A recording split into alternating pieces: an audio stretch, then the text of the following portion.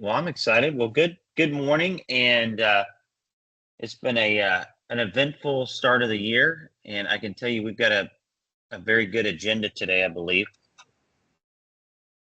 and I'm really excited to go over this with everyone. So let's call this meeting to order, and let's have a discussion and possible action to amend the January 21st, 2026 meeting minutes.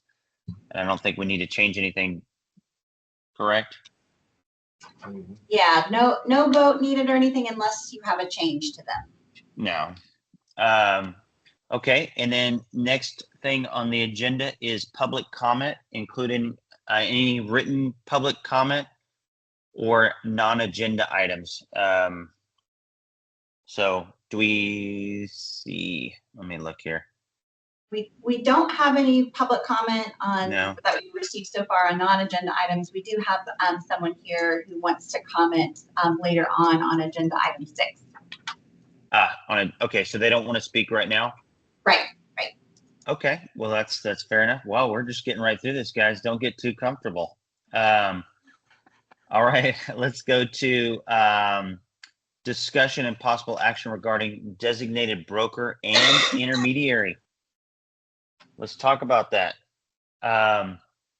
So, when it comes to designated broker and intermediary, and when it comes to these things, I think it really deserves a good conversation, especially when it comes to some of the other items that we're talking about today on the agenda.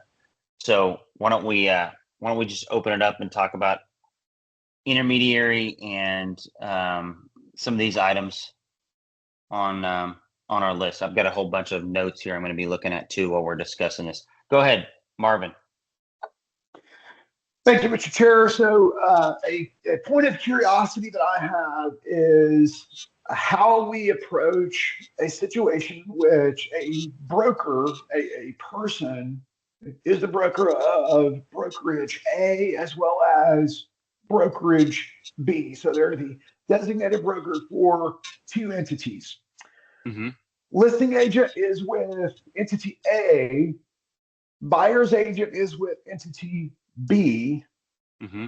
From what I understand, typically at this point, we do not treat that transaction as an intermediary transaction.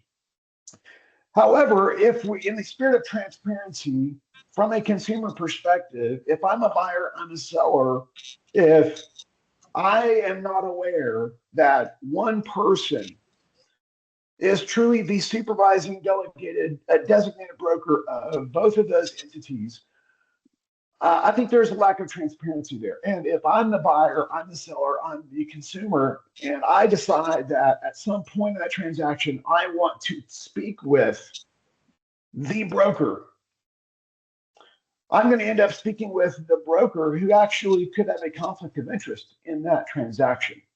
And so I'd like for us to consider the pros and cons of maybe looking at that intermediary at the individual broker of record level versus entity brokerage level. And I'm sure there are pros and cons, or maybe some unintended consequences, but I think it's a worthy discussion to look at that and see if we might need to change the approach on that.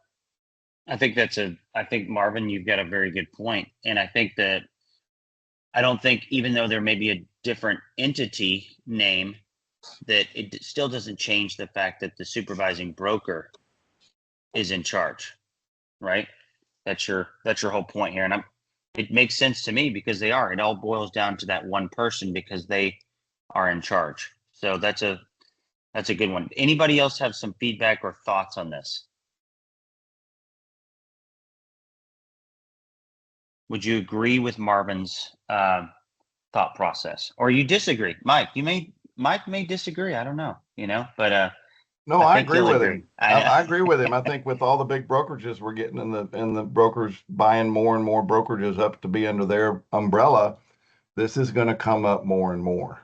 And so I'd be curious if Trek has had any experience or problems with it yet, but I think it's coming. So and I think that Marvin's really more talking about the brokers that have multiple entities, smaller entities underneath their brokerage or underneath their name, and maybe they have 50 or 60 different entities underneath their brokerage license. And, you know, you may be doing business with one of them, but essentially you're doing business with the same broker, and you may be even working at one of those brokerages and you don't even know it's an intermediary as an agent.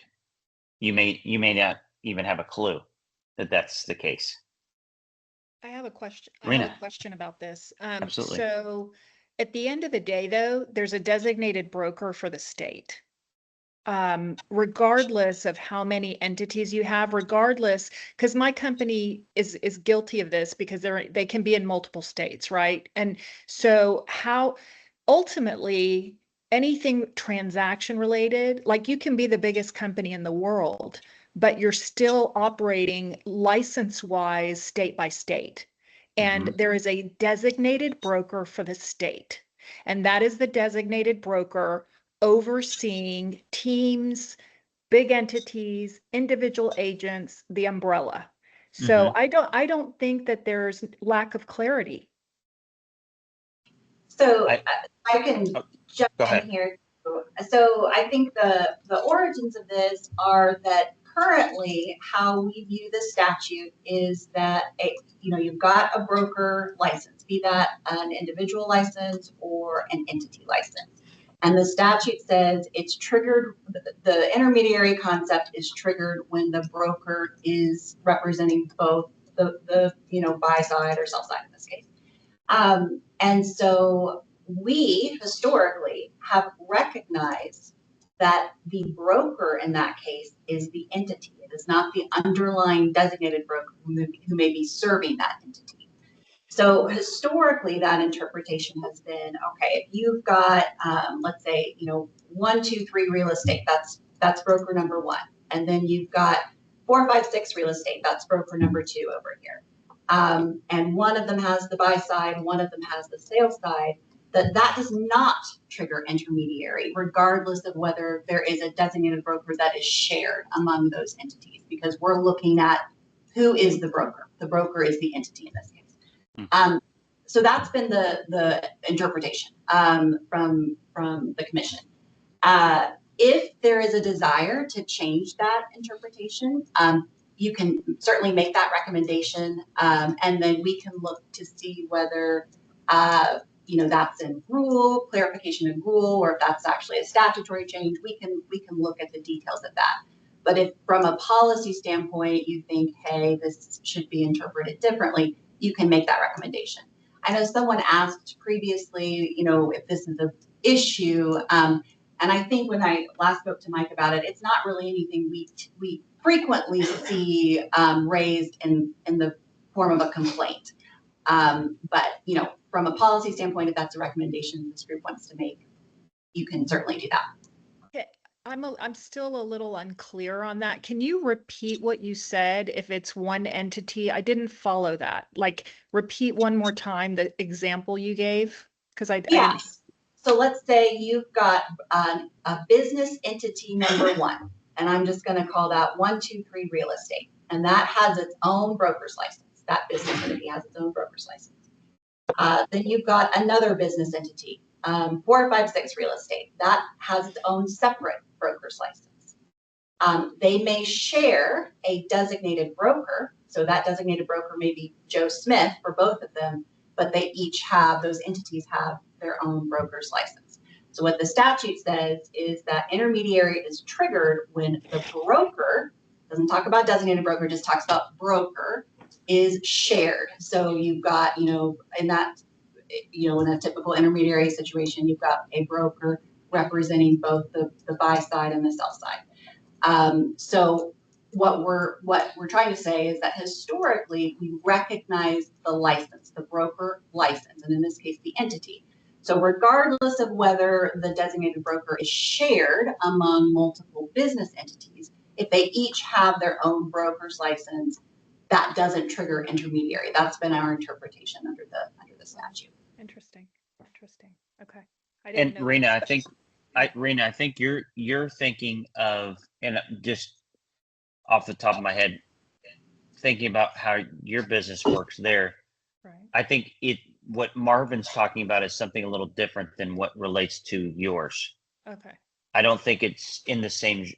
It's in the same genre, but I don't believe Marvin's articulating on your type business model that you guys have. I think what he's trying to say, and Marvin, if I'm wrong here, just tell me. But I think what Marvin's talking about is you've seen the brokers that have all these entities where they have 2 or 3 different people in there. Maybe, I mean, sometimes they'll have more, but they'll have multiple different entities underneath their license. And, I'll use the same example, ABC Realty versus XYZ Realty.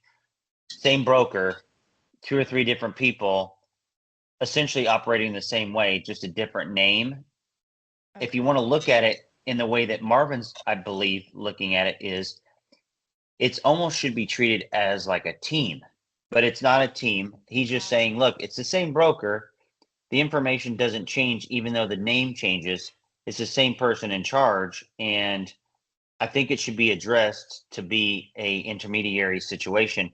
And now that's what I'm gathering here, Marvin. I'm not trying to articulate for you, but that's what, am I wrong here on No, this? No, you're exactly correct. So Rena, Ty is correct. My thought is not in relation to the way that your company is set up or the way that a statewide brokerage is set up. For example, let's say I have a friend. So I'm a broker. I'm in the Plano, Texas, Collin County area. Let's say I have a friend who is a sales associate, not broker, but they would like to have, let's say John Doe is his name, and John Doe would like to have John Doe Realty brokerage. Maybe John Doe calls me and says, Marvin, you're a broker.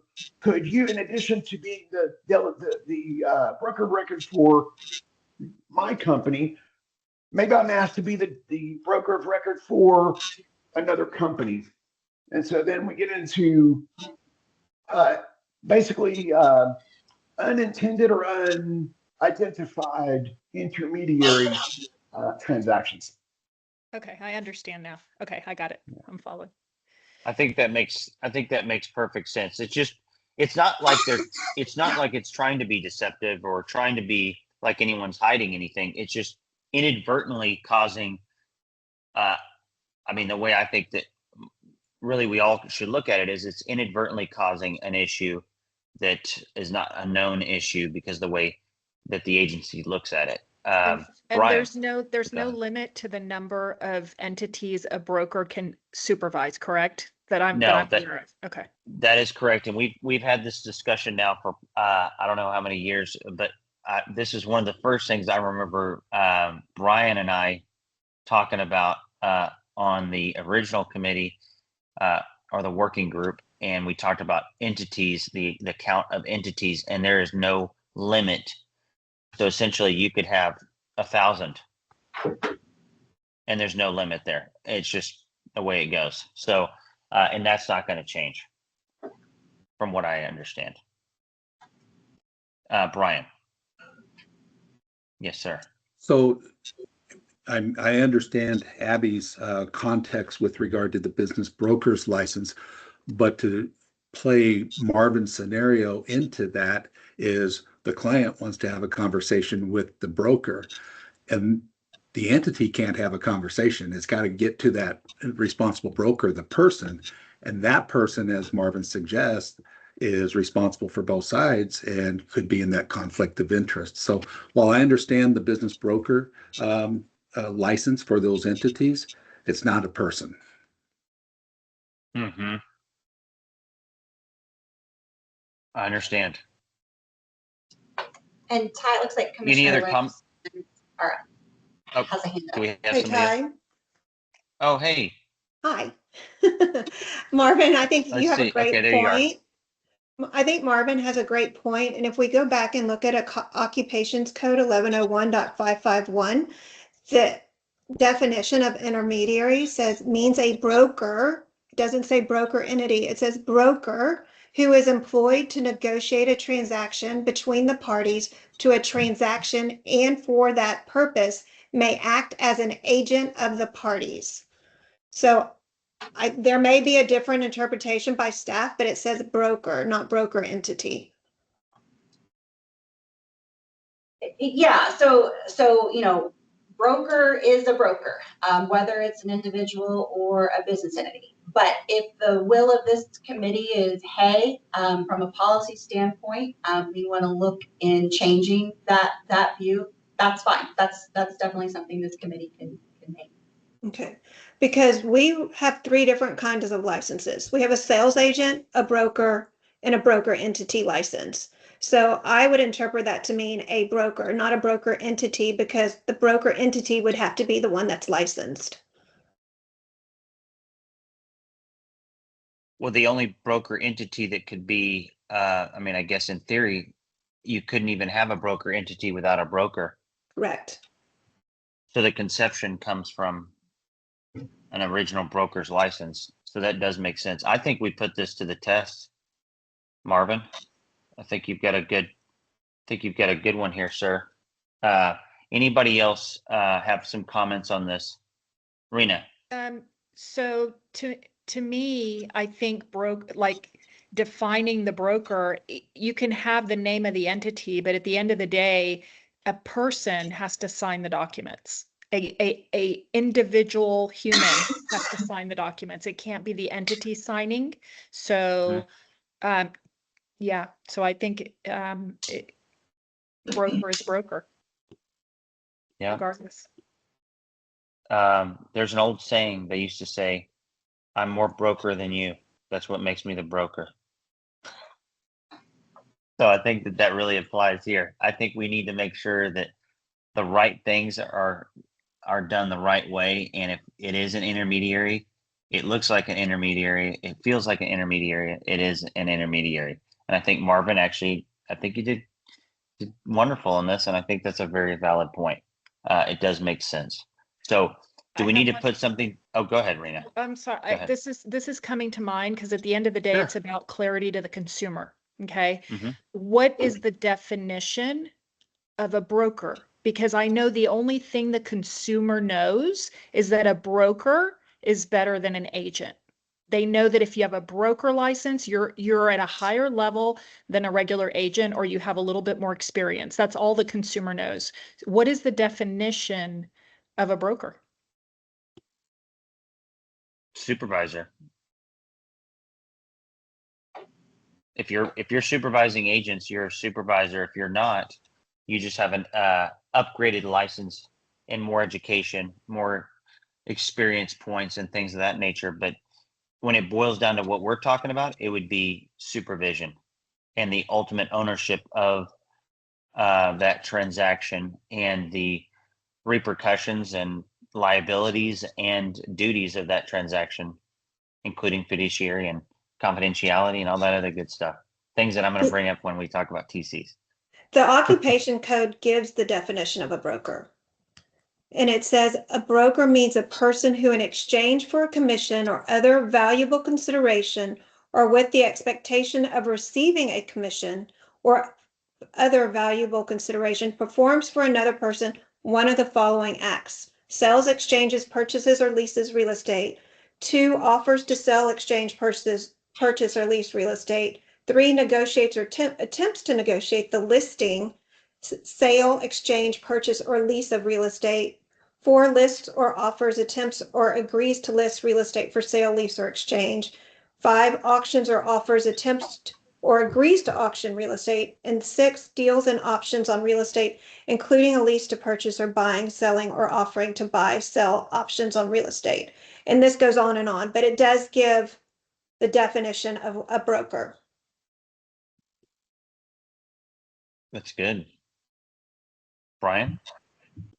Yeah, so our guiding principle for conversations like this is, what problem are we trying to solve?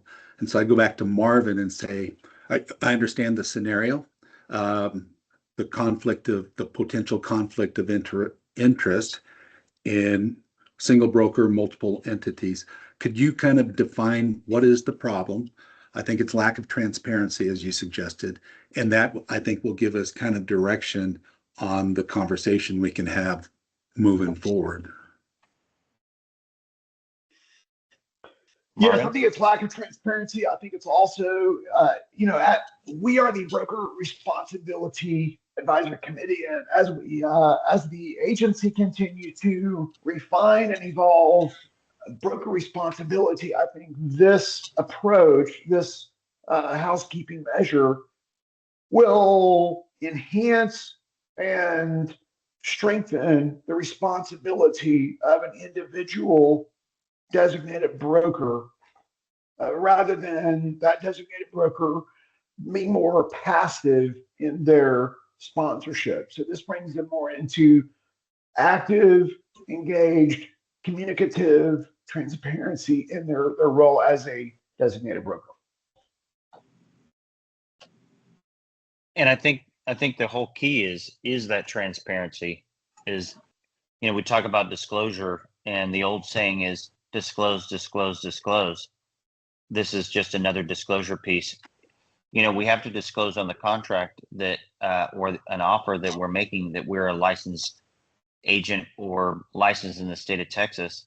If we're purchasing a property or we have some type of ownership in the property, this just makes sense that if you really could be sharing inadvertently information with someone who could be using it against you. And if it's your biggest financial expenditure or sale of your life, I want to make sure that my information is kept confidential. I think I 100%, I 100% agree with you, Marvin, on this, and I see exactly where you're coming from, and it's a very valid point. So any other comments on this?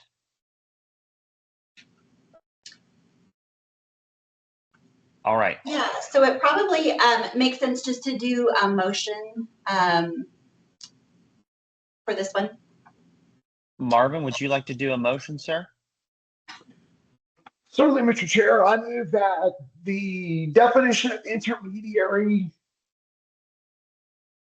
be determined by the individual designated broker rather than by the broker entity. I will second your motion, sir. Should we put this to a vote? Now I can't see everybody on my screen, so staff, if you can tell us. Yeah. Everyone in favor, raise your hand there. Maybe do it on the screen there if you can. Raise your hand. Got it. Perfect.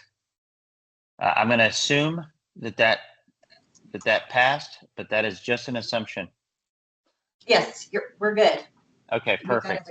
Yeah. Thank you so much. Nice. Does that resolve the issue for you, Marvin? No, actually, it's just the beginning of a new problem, in fact, or new opportunity. I think it's going to be education, communication. It's going to be a whole process. And in fact, here's a question for staff. Yeah. Does this go to the commission then for further action? Yeah, so any recommendations by this group goes to the commission. So we'll have that discussion, and then depending on their feedback, may come back to you with something else, or may, move forward. We'll just see how that discussion unfolds. Sounds good. Nice work. Mike was kind of hesitant in his vote, and so I'm thinking he may have some thoughts on. I do. I remember for probably 10 years or more, a group of us was trying to make property management a licensed activity in Texas. And we didn't get it until 2013.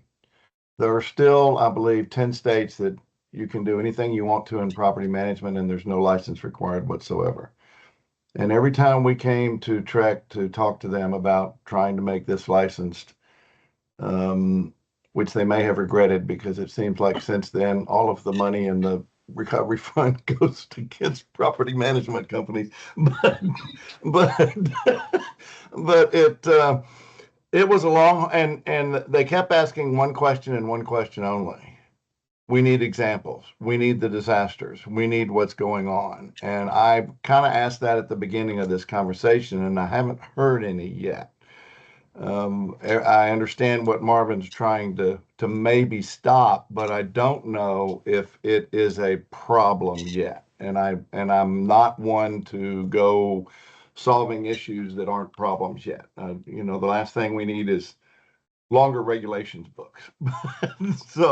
So that's my only concern, is that I don't want to go forward on this if there's no perceived problems yet, or if there's nothing that Trek can find that says that this is an issue yet. I see where we're going, and Marvin may be perfectly fine trying to stop something that's coming with the growth of all these brokerages and these mega brokers. But I don't know. I'm just a little hesitant because I don't want to go making more regulations if they're not needed yet. So that was my only concern. But I voted yes because I would like to see the commission talk about it. So for sure. Yeah. And I think, Mike, you have a valid point. And I don't think this is going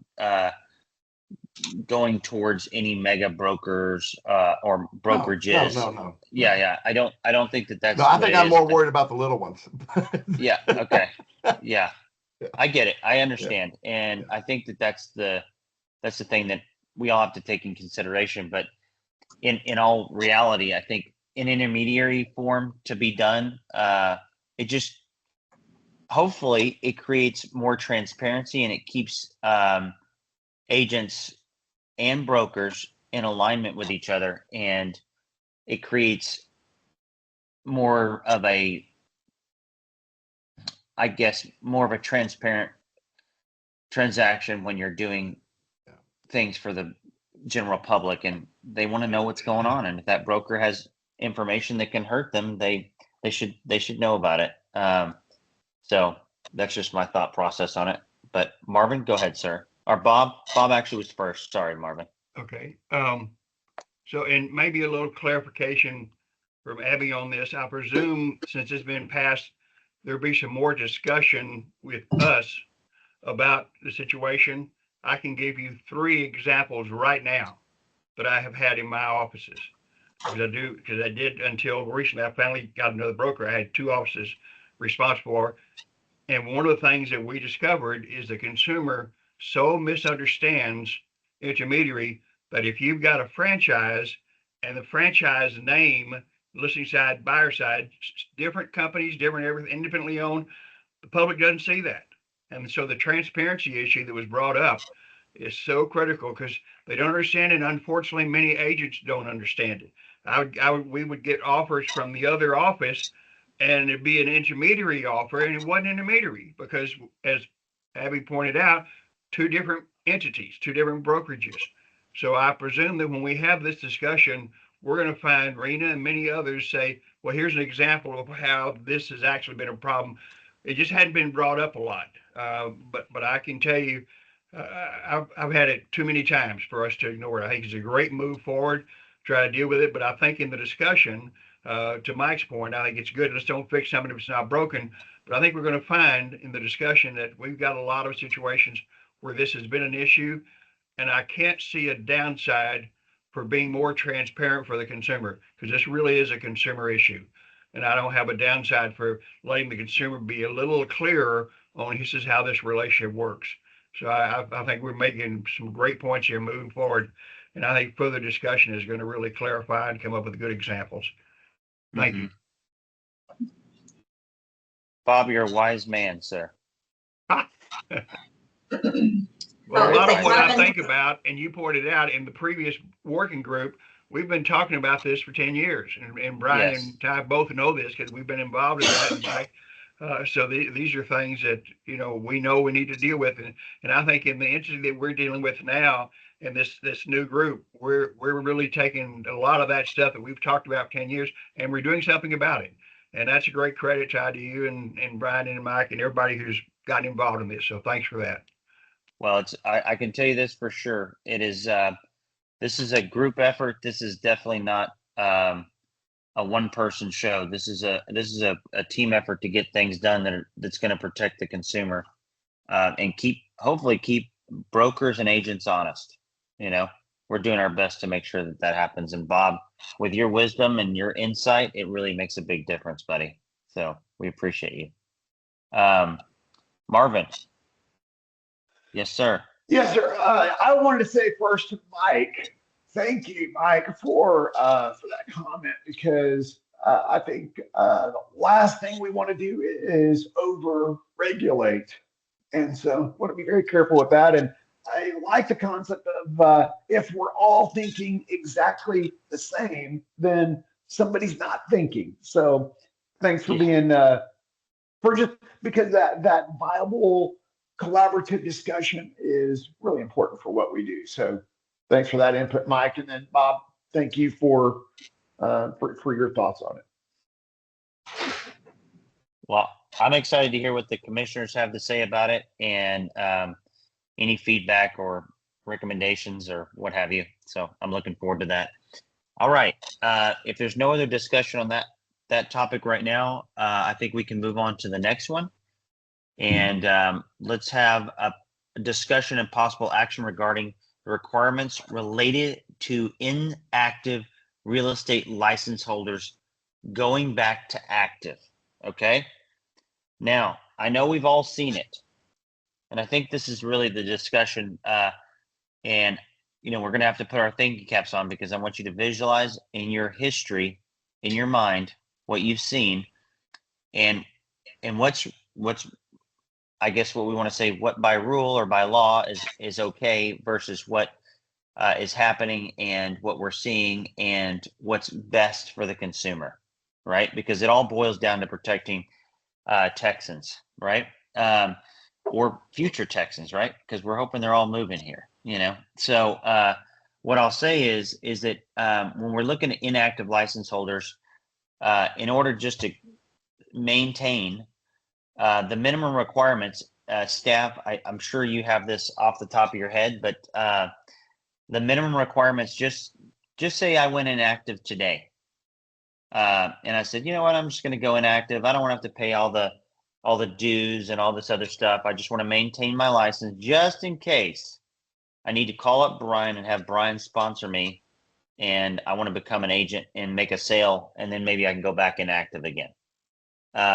What are those requirements? What are my minimum requirements? As a regular sales agent, what do I need to do?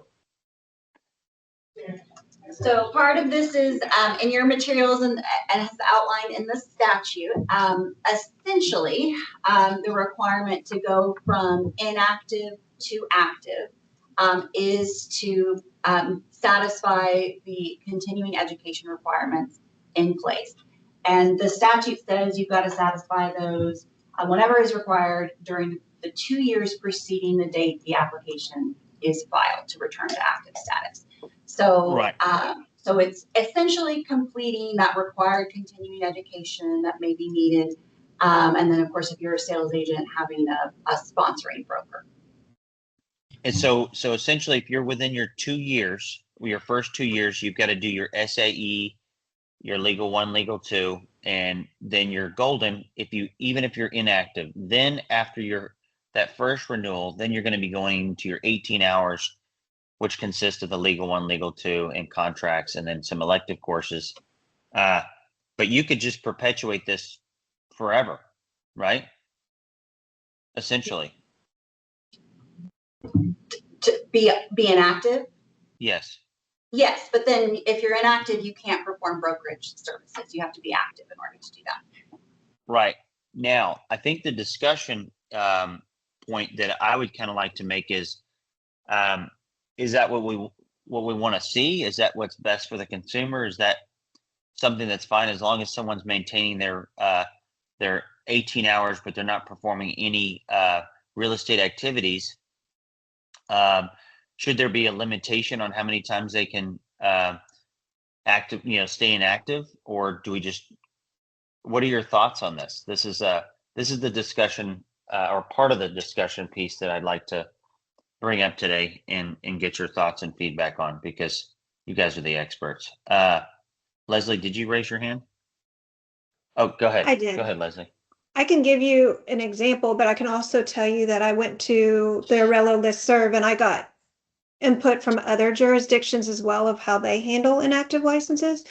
So going to my example, I had a client who asked me to list a house.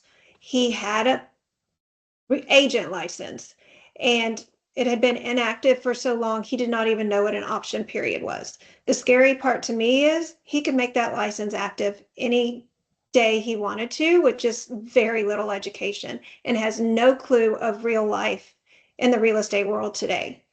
So that I think is where this is sort of coming from, is what happens to those people that are so far left behind? How do you catch them up and make them protect the consumer?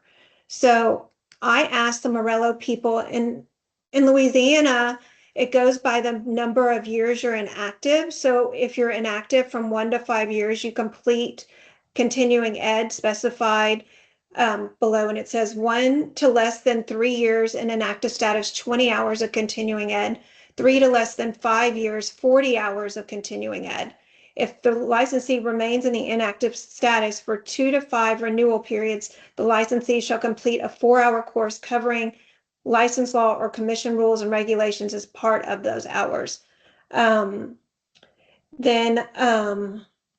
says the license may remain in the inactive license status indefinitely, provided the licensee complies with the annual inactive renewal procedures. Licensees remaining in the inactive status for 5 or more years shall be required to complete a maximum of 80 hours of approved continuing ed within the 5-year period immediately preceding the request to return to active status. So, and then Maine says the number of hours depends on how long they are inactive. After 6 years, they would be required to pass the Maine law exam, which is what they would have to do if they failed to renew. So it looks like the kind of one of the themes here is you're saying that that some other folks are doing, other states, they're doing a stair step method, almost. Essentially, the longer they're inactive, the more to eat and make sure that they're in line with what's happening in the real world, in the real estate world, you know? Correct. I think that's interesting. I think that's a really interesting point. Anybody have any comments? Rena, Brian, go ahead, Rena. So I totally agree with Leslie on the stair stepping. I think it's a great idea. I still think that it leaves out the real world with so many policies changing, with interest rates, right? What happens when they change the interest rates and properties don't move? All kinds of creative financing starts to happen, and agents don't know how to handle that. They have to educate themselves. Like it's the littlest nuance that can take you in an entirely different direction, no matter when you re-enter the world of real estate. So I still think it will, while the stair stepping will cover the basics, I don't think it will cover specific real estate scenarios that you encounter every day. So that's always going to be out there, and I just want to put it out there. Hopefully they have a good broker so they can consult with their broker. I can say for myself, for example, I have a license, but I need it for my job. So I would take in consideration for some of those individuals that may never activate their license, but they need it for some sort of job requirement as well. That's actually a good point, Mike. So to keep a job, are you sponsored, Mike? No, I have to be inactive since I'm employed by the agency. But okay, I testify at the State Office of Administrative Hearings as an expert for the commission, so that's why the people that testify at SOA have has a sales agent license at least. Got it. Okay, that makes sense. Brian, did you have a comment, sir? Yeah, thank you, Chair. Another perspective or another issue on this is I'm at the beginning of my 2-year license period. And so currently I have about 22 months to complete my required continuing education, almost 2 years to complete that. If I was to go to inactive today, I think the way the rule reads currently is that I would need to complete all that education before I was to come back active. I would no longer have those 20 some months available to me. Yeah. But it's just another scenario. And I think that's what trips some people up. So you're talking about the new requirement to have all your education done. If you go inactive for a short amount of time, even if it's for a day, then you have to complete all your CE in order to get responsored. And so that affects somebody who might be changing sponsorship brokers, and rather than get sponsored by their new broker, they leave their old broker, and then 2 days later they get sponsored by the new broker. All of that required education is required prior to becoming active again. So I think it trips some of our licensees up. Makes sense. I definitely have heard some feedback on that as well. Just make sure you don't go inactive. Make sure you stay active on that one. Leslie, did you have something else? And somebody else raised their hand. Hold on, Leslie. I just want to make it clear, because I heard saying being inactive for their job or whatever, that doesn't preclude you from getting CE or taking classes and being current on classes. You can take those classes anytime and still remain inactive. True. That is true. I was just pointing out the purposes that people may have a license for. But I mean, in the legal field, even if you're inactive, I believe you still have to take CE. So. Marion, good morning. Good morning. and this is let me just say, this will come from an educator's point of view, so I'm very interested to hear your insight. Yes, good morning. I really like the stair-stepped approach, because I want you to think about the agent that doesn't do a contract in 1 year, and then they come to you and they're ready to write a contract. You have to start all over with it all over again. And just imagine if they haven't done one in 2 years. And these are people who are active, that's calling themselves active practitioners. And I want you to think about the scenario where the individual waits until the very last minute to complete their legal 1 and 2, their contracts, all of their continuing education credit. I always tease them and say, you've been writing 2 years completely dirty. You don't know what's going on, right? Mm-hmm. So when we look at that from an active practitioner's perspective, and then we compare that to someone who's completely out of the education field altogether, and all it takes is for them to turn on the switch. And the longer you keep them out, and yes, they do jump in and out just to do a transaction. I had someone call me the other day and said, I want to sell my house, so I want to go ahead and activate my license. Can I come on board? Absolutely not. I've got a friend I can refer you to, but absolutely not, because you're starting all over again. So I think putting something in there that says, if you've been out of it for 2 years, 2 years is it's the continuing education timeline. So that everybody can kind of handle. But past that, there needs to be additional education in addition to the type of education that they take. We look at the things that's about to change, or this just the changes that have happened over the last couple of years, and what's about to change with the contracts, with the listing agreements, with all of those things. I'm constantly saying, you don't know what's going on. You need to start over again. So I think really looking at that and putting some parameters in there that really is protecting that consumer, saying you need more education if you've been out X number of times and all of that. And if they've stepped out, just and kind of looking at what they're taking as well. So that's kind of my feedback. No, I like your feedback, and I think your thought process makes sense. Let me ask you, just specifically, since you teach and you're an expert, I mean, you've gotten Educator of the Year, Texas Realtors multiple times, and you're great. Can you suggest maybe something that would make sense to someone who's been inactive for 2 years, just from your standpoint, and give us an idea on what those classes might be and how that might look, and that progression in your mind, in your professional opinion, with you being the expert, can you tell us what you feel would be a good idea and a good step Well, for someone? we obviously make them take the legal 1 and 2.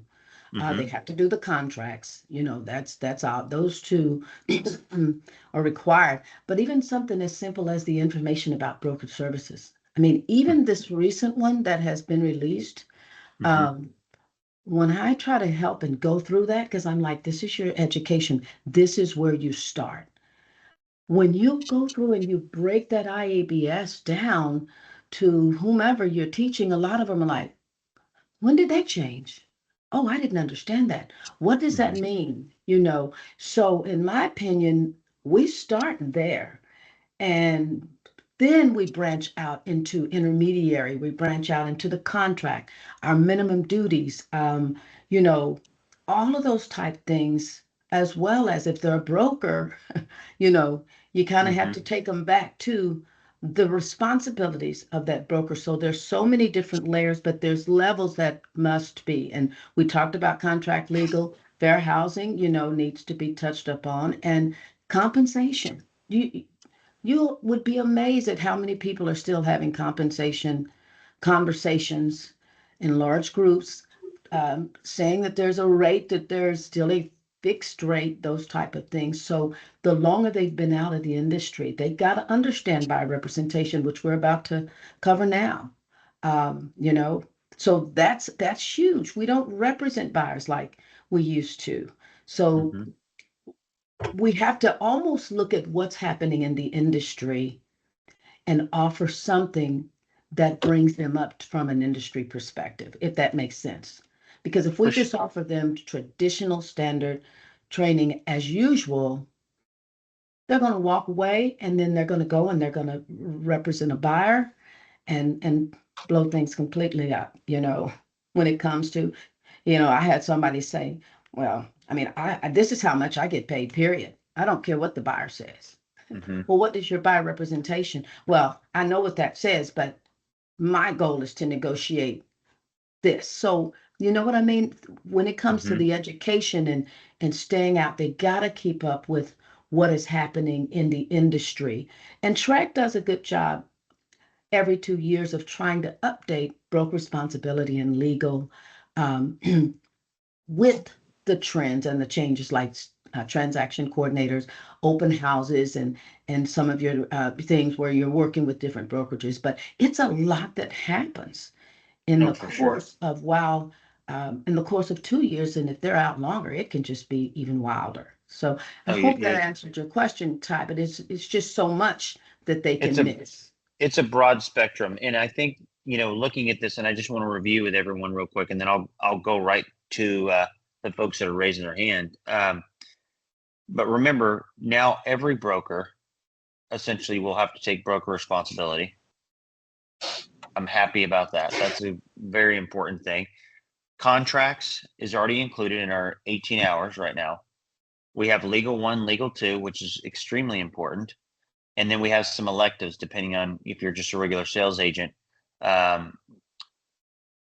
mean, what I'm trying to ascertain is it, would it just be, are we just looking at hour count, hours, maybe an hour stair step, or specific courses? Because we said, hey, look, we want to make sure they're in tune with what's going on. Are we just going to say, hey, you need an extra 10 hours or an extra 5 hours or an extra whatever it is, or we're good with what it is?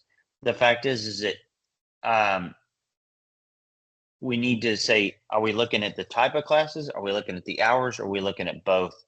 Because I feel like right now, in my mind, we have great classes already required from the state, and I feel like it hits on a lot of the points that we're talking about.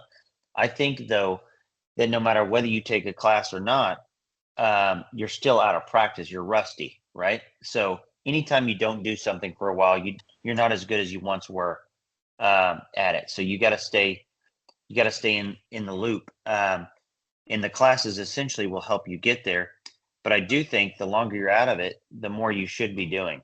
And I think it's a valid point. Now, I'm going to go over here to Mike. Mike, you did have a comment. Let me see who else has got one. Ashley, let me go with Ashley first, Mike. I apologize. Ashley had her hand up first. So let's I go with was happy Ashley. to follow Mike. It's funny, as I think about this, I'm kind of ping-ponging on what my opinion is. At the end of the day, though, I don't really think education equals proficiency. And I think that as a broker, that we have a decision to make as to whether or not we're going to accept somebody that's coming in and out of the industry like that without having experience. And if I were a broker and if I was the broker and I was making a decision, I might choose like Marion to say, no, I'm not interested in having you. However, I might choose to say yes and assign a mentor to that individual because they don't have that proficiency. And I wonder if we're diving too deep into what should be a broker decision. And I feel like we're making some assumptions as to the quality or lack of quality of the individual that's hopping in and out of the industry. And however, I will say I did like Marion's idea of having them take a class on representation because I do think that Marion's right. People don't understand a lot of times buyer representation when they're coming in and out of it. But I will say at the end of the day, I'm not sure that a stair-stepped approach or additional education really solves the issue because there's too many easy ways to get the education without truly applying it. You're just checking a box.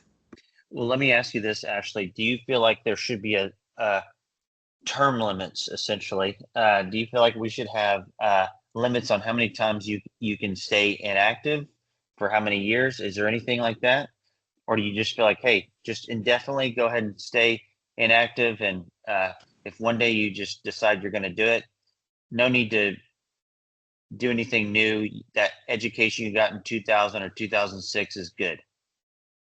Well, they're not just relying on their education from 2006.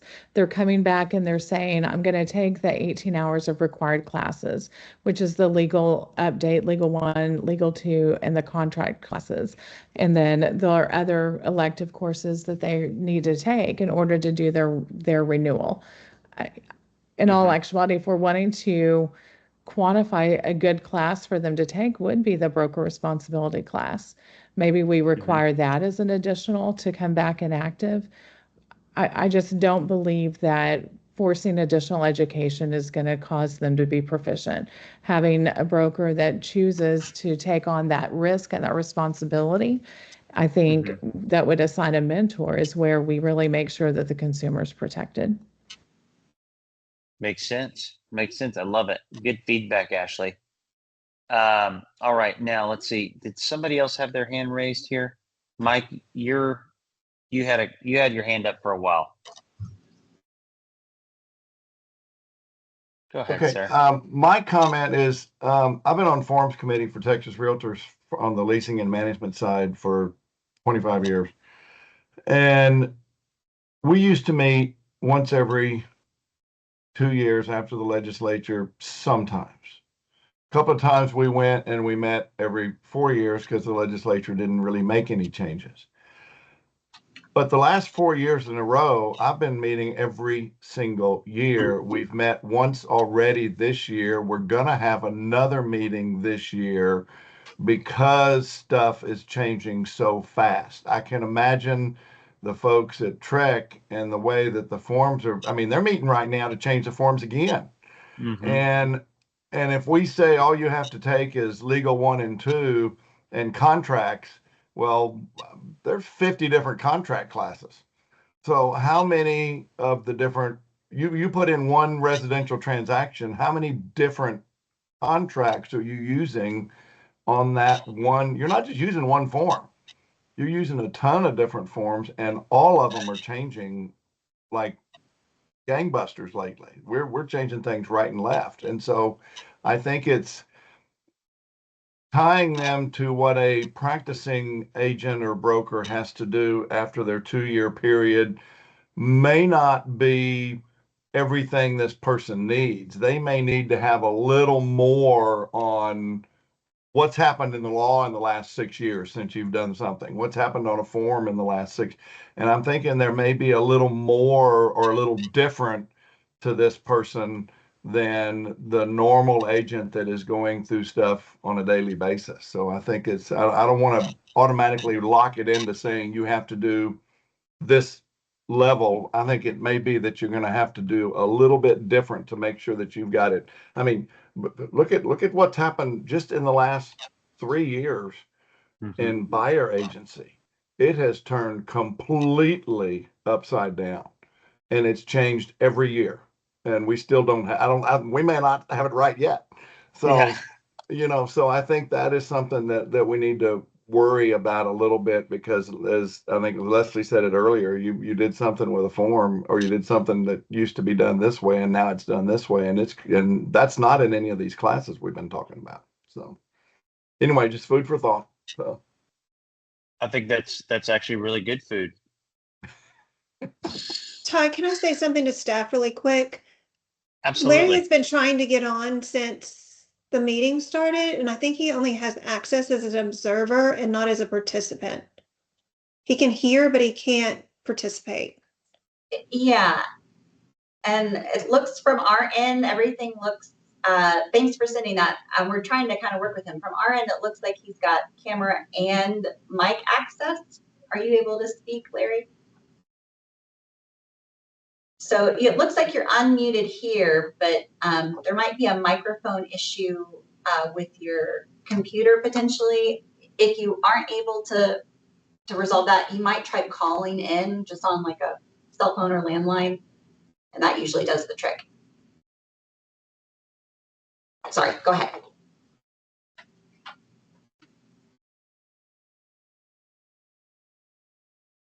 All right. Back to this discussion. Now, I think that you've got a good point, Mike, on this when it comes to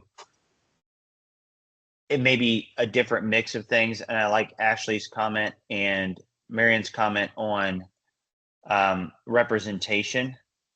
I think it makes sense because things do change. And honestly, if I looked at a contract for what we have today versus what we had just a couple of years ago, I would be completely lost.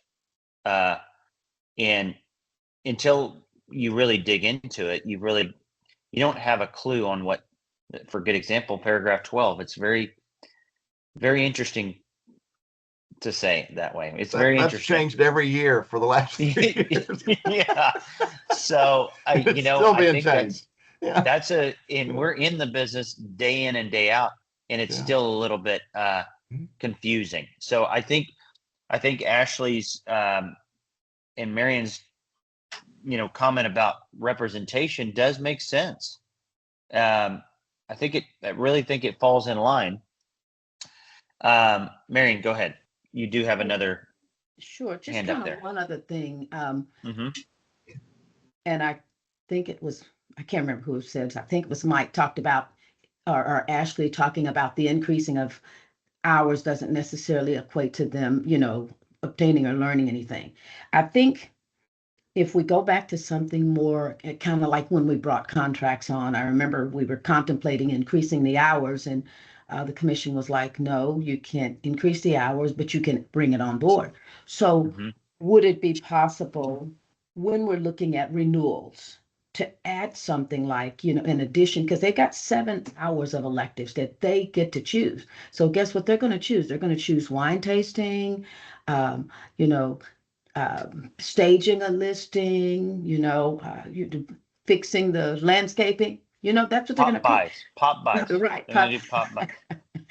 What would be nice is if we could have them to do agency. It doesn't have to be the 8-hour agency, but a short version of agency, which covers buyer representation, which is different from what's in Legal 1 and 2. Legal 1 and 2, we touch on it, but an agency course is really going to help them with all the topics that we've been talking about. Intermediary, it's going to help them with the seller representation, buyer representation, and IABS, all of those things kind of encompassing in one class. And then in addition to contracts, something more like forms you should know, because like I can't even imagine, like you said, how many times the forms change.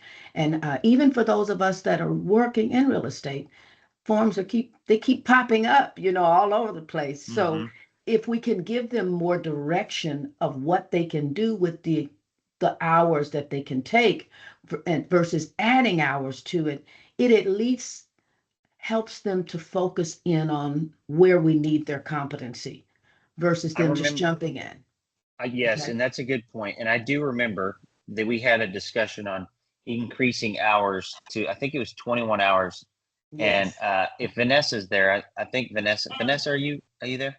I'm in the back. Hey, Vanessa, I know you're going to remember this when we talked about this. I don't know, maybe 5 years ago or something like that. Okay.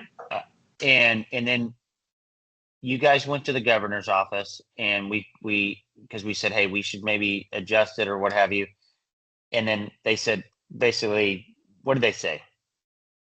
To increase the hours? Yeah, the renewal hours for sales agent license. Yeah, I think that goes with what Marion was talking about, right? Yeah. So I was the one, Ty, that presented it to them, and I remember they were not nice. Yeah. Basically, not going to happen. They were not very nice.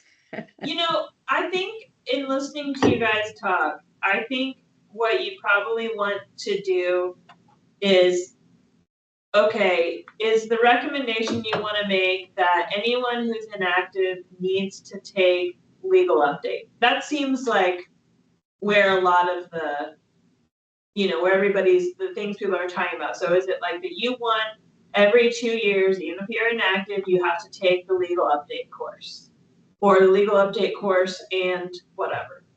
And then, I think I'm gonna look to the real lawyer in the room, but I believe these are some statutory changes that would need to be made. So I think figuring out what you think is the appropriate balance, and then making that recommendation to the commission so that the process can begin.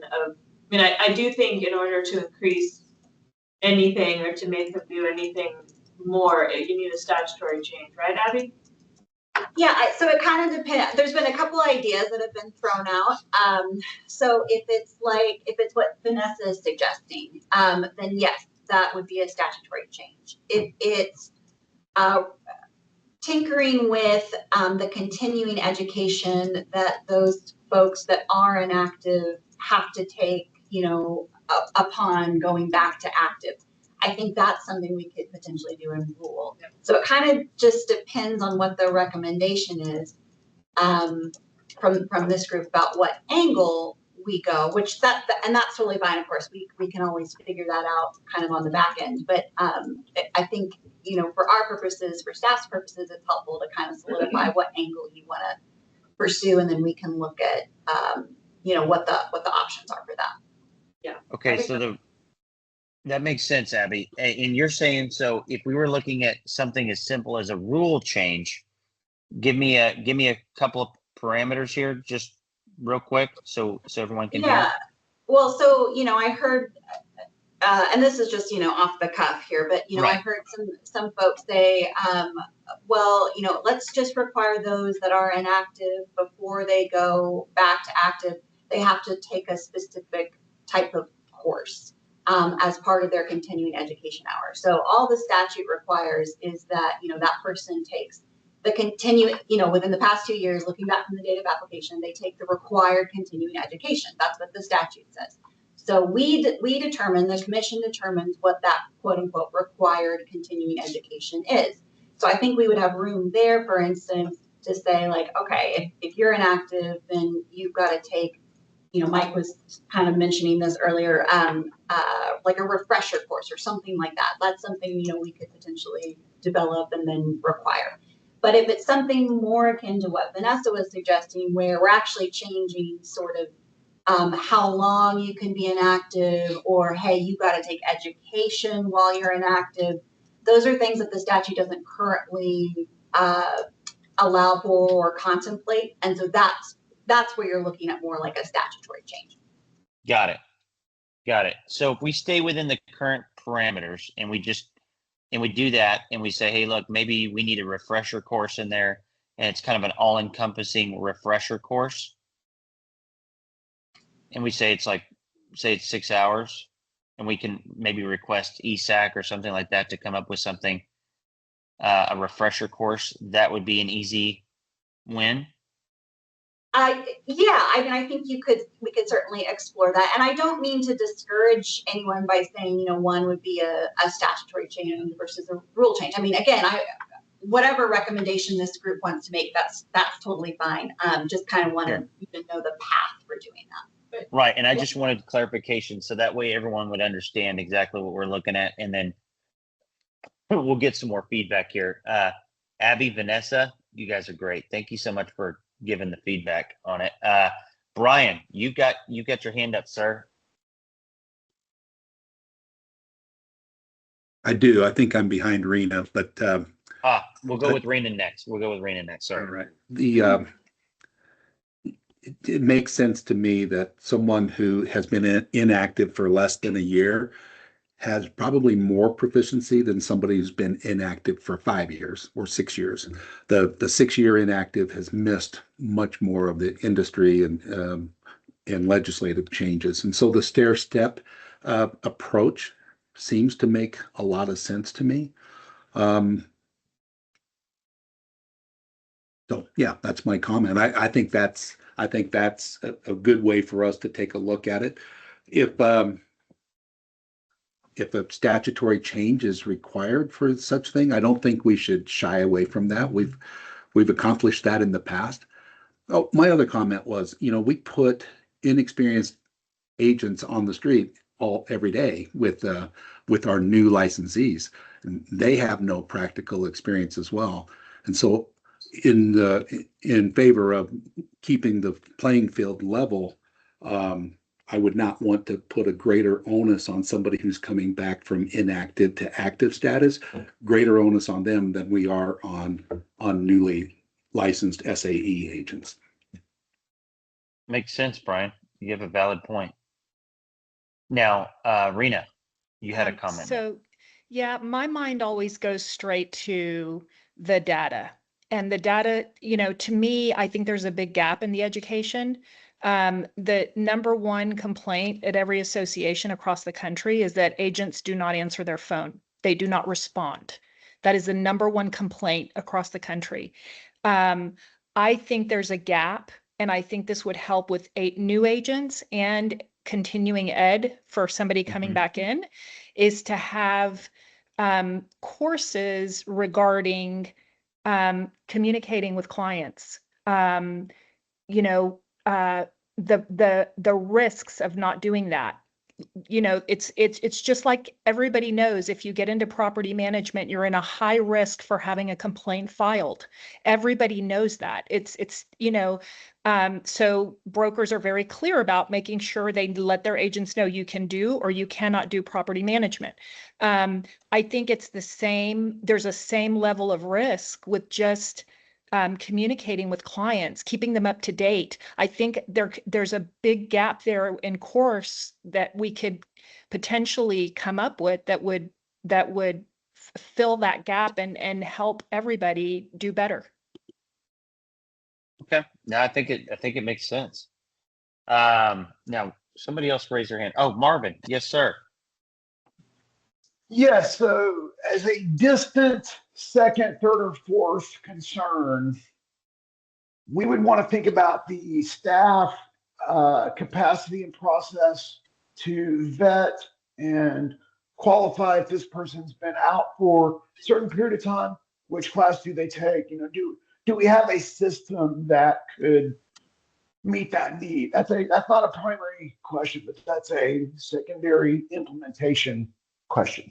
Well, Marvin, I think you've got a valid point. In my mind, I was just trying to visualize how this would work, and I was thinking about renewals, right? So I don't even know if a time frame is really the right thing. I think you have to almost base it off of renewals, and it's like, just say, for good example, I'm inactive today, and my renewal's in a year from now.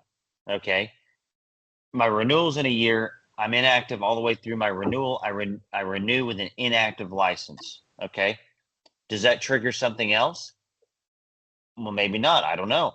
Do we go through if I stay inactive the entire time and I go through a second renewal and then I renew, that maybe should trigger something else? I mean, in my mind, that does.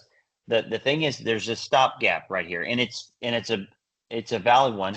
If you just go inactive one time, it restarts the whole record, right? I mean, that's the way it should be, I think. But if we're going to do something like that, I think the only way to do it, in my mind, is you do it based on renewal. But maybe I'm wrong, and it's just an idea. Like I said, it's just exploratory. So I'm still trying to wrap my head around everything, but I do see some validity to it, and I think that Brian's got some good points. Should we put an extra onus on people who have already completed the basics to get their license? Should we be doing that? If you're out of practice, though, we all know that anytime you go, say for anything, honestly, as far as I'm concerned, I'm a scuba diver. Whenever I go and I don't go scuba diving for a year, I have to go take a refresher course. Okay. And it's not just for me, it's for the safety of everybody on the dive, because I need to make sure I know what I'm doing and I remember.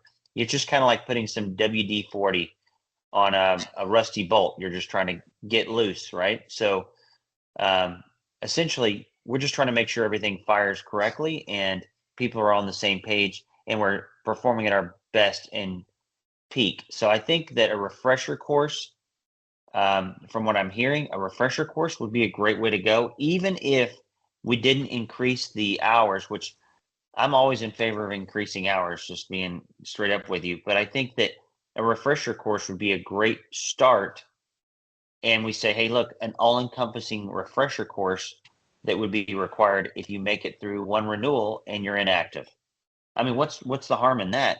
And all we do is we change the, and this is just thought process, we just change the electives to a mandatory 6-hour refresher course. And it's kind of like one of those, it's like I don't even want to call it a crash course because it's not, but it kind of is. It's like going over a lot of different facets of real estate so you're caught up. Thoughts? Can I be heard? Yeah, you can be heard. Larry, you are seen and heard, sir. Welcome to broker responsibility. All right, maybe technology isn't my thing. I don't know. It doesn't really matter. So I don't remember who said it, because by the way, I love this conversation. I've been trying to keep up with being technology challenged. The 6-hour broker responsibility is already a built-in course, and we probably wouldn't even have to change a single thing for it. And I don't know about you guys, but I think it's the best CE course that we have out there, taking it every year. So that's just my part there. I think it's, it really does touch on a lot of things that we need. Broker responsibility is a great course. And I would love it if everybody had to take it, but that's just, I like raising that bar to make sure people are on the same page. So Mike laughs too. at me, but me too. And I think it's good to have something of a refresher course if you're, especially like you just said, you talk about scuba diving, it doesn't matter. I'm a commercial driver. I have a commercial driver's license. If I want to go back and do that, I've got to have a refresher course for it. So yeah. And I think it makes sense. So for the purposes of it being a refresher course and for the purpose of identification, I do think, in my mind, we should create and I think we could base it off of broker responsibility, but I do think it would be well worth investigating and putting together something for a refresher course for inactive license holders. And I think that we could do it where it covers, since we're already doing, they're required to renew on contracts and things of that nature. We require different things, and we go over. Probably we need to come together and come up with a list of different things that we believe that would be worthwhile covering on that. And this is just thought process, but that would really make it and give us some validity to start with, at least. What are your thought processes on this? Anything else? Any other feedback? Do we want to do anything with it, or do we want to table it? Mike? Yes, sir. I like the contracts part. I'd like that as whether it's done by Trek or Texas Realtors or whoever's going to put it together, or whoever would put it together. I think that, because when I renewed my license this last time, I said, I haven't done property management, but we do sales, but I haven't looked at the sales contract in the last, I said, I need to take a sales contracts course. I want to see what the new contract looks like. And it was different. And so, but I think if we have an idea of what the change, just like we do legal 1 and 2 every 2 years, and we do broker responsibility every 2 years, so that you get they're always within a licensing period, to say. So if we had a course that was just, whether it's based on forms or contracts or whatever we base it on, that just would be for people that are trying to, and anybody can take it, but just that for people, this would be, we're not increasing the hours. We're just saying, instead of electives and wine tasting, you're going to have to take this refresher course that's updated every 2 years to make sure that you know what you're looking at. And I think because there are holes in what broker responsibility, which I love, I agree with you, it should be required for everybody. Broker responsibility and legal 1 and legal 2 just don't cover. And I think that would be just some type of refresher course for somebody that's been out of the business for a couple of years should take. So exactly. Yeah. Mike, thank you so much. Marion. Yeah, right. So kind of along the lines of Mike and what he's talking about in contracts, and give you a great example. We had a lot of instructors teaching contracts that didn't understand contracts. And it was so bad that we wrote a contracts class that we now teach the instructors how to teach contracts, right? And even with the rolling out of this class, if they don't understand agency, they'll never survive writing a proper contract. So what we found in putting all of this together from an educational perspective is how many, real estate is a very complicated, complex business, and a lot of agents think that, oh, it's just a piece of paper. You know what I mean? I mean, geez, how hard can this be? But when you really stop and you look at all of the complexities in that thing, and all of the ways that you can get yourself in trouble and your clients in trouble, and the risk involved, I think it would behoove Trek maybe in giving some guidelines around something like that. Legal 1 and 2, we really do a good job, but with contracts, we really leave it very open, and we assume that everybody understands how to do a contract, and it changes so frequently, and it's just so many little bitty things in it. So I like the idea, perhaps, of really changing the quality of the training that we're offering, and try to raise the bar in that. And then now you've got something that's plug and play across, whether it's somebody returning, whether it's someone who hasn't written a contract in a year, but some kind of way in which there's some consistency in what they're going to hear and how to write a contract, and keeping up with the contract at the same time. Because I always remind them, these forms are dated. So if you're looking at a 2013 contract, I don't even know where you got it from, So, National you'd be Archives. It's in the National Archives. You'd be amazed Archives. at some of the things that the people come up with. So I think really kind of looking at that as a whole, the quality of what we're going to do, and kind of, like you said, a list of things that we really think we could walk away with, that's all encompassing, that's going to be like, okay, that'll bring you up to date. It's kind of like, new agents when they come on board. we have trainings that we teach them that it's like mini GRI, so to speak. If you've never done a GRI, Exactly. GRI kind of touches everything, but that kind of helps us touch all of the points, you know. Yeah, So I think this would be a really good exercise. I mean, I think it'd be great. Now, Brian, you got another comment there, sir? Yeah, in along the lines of content for that additional education, I heard contracts and agency. I would say representation agreements, both listing and buyer. I think that's where so many of the changes have taken place.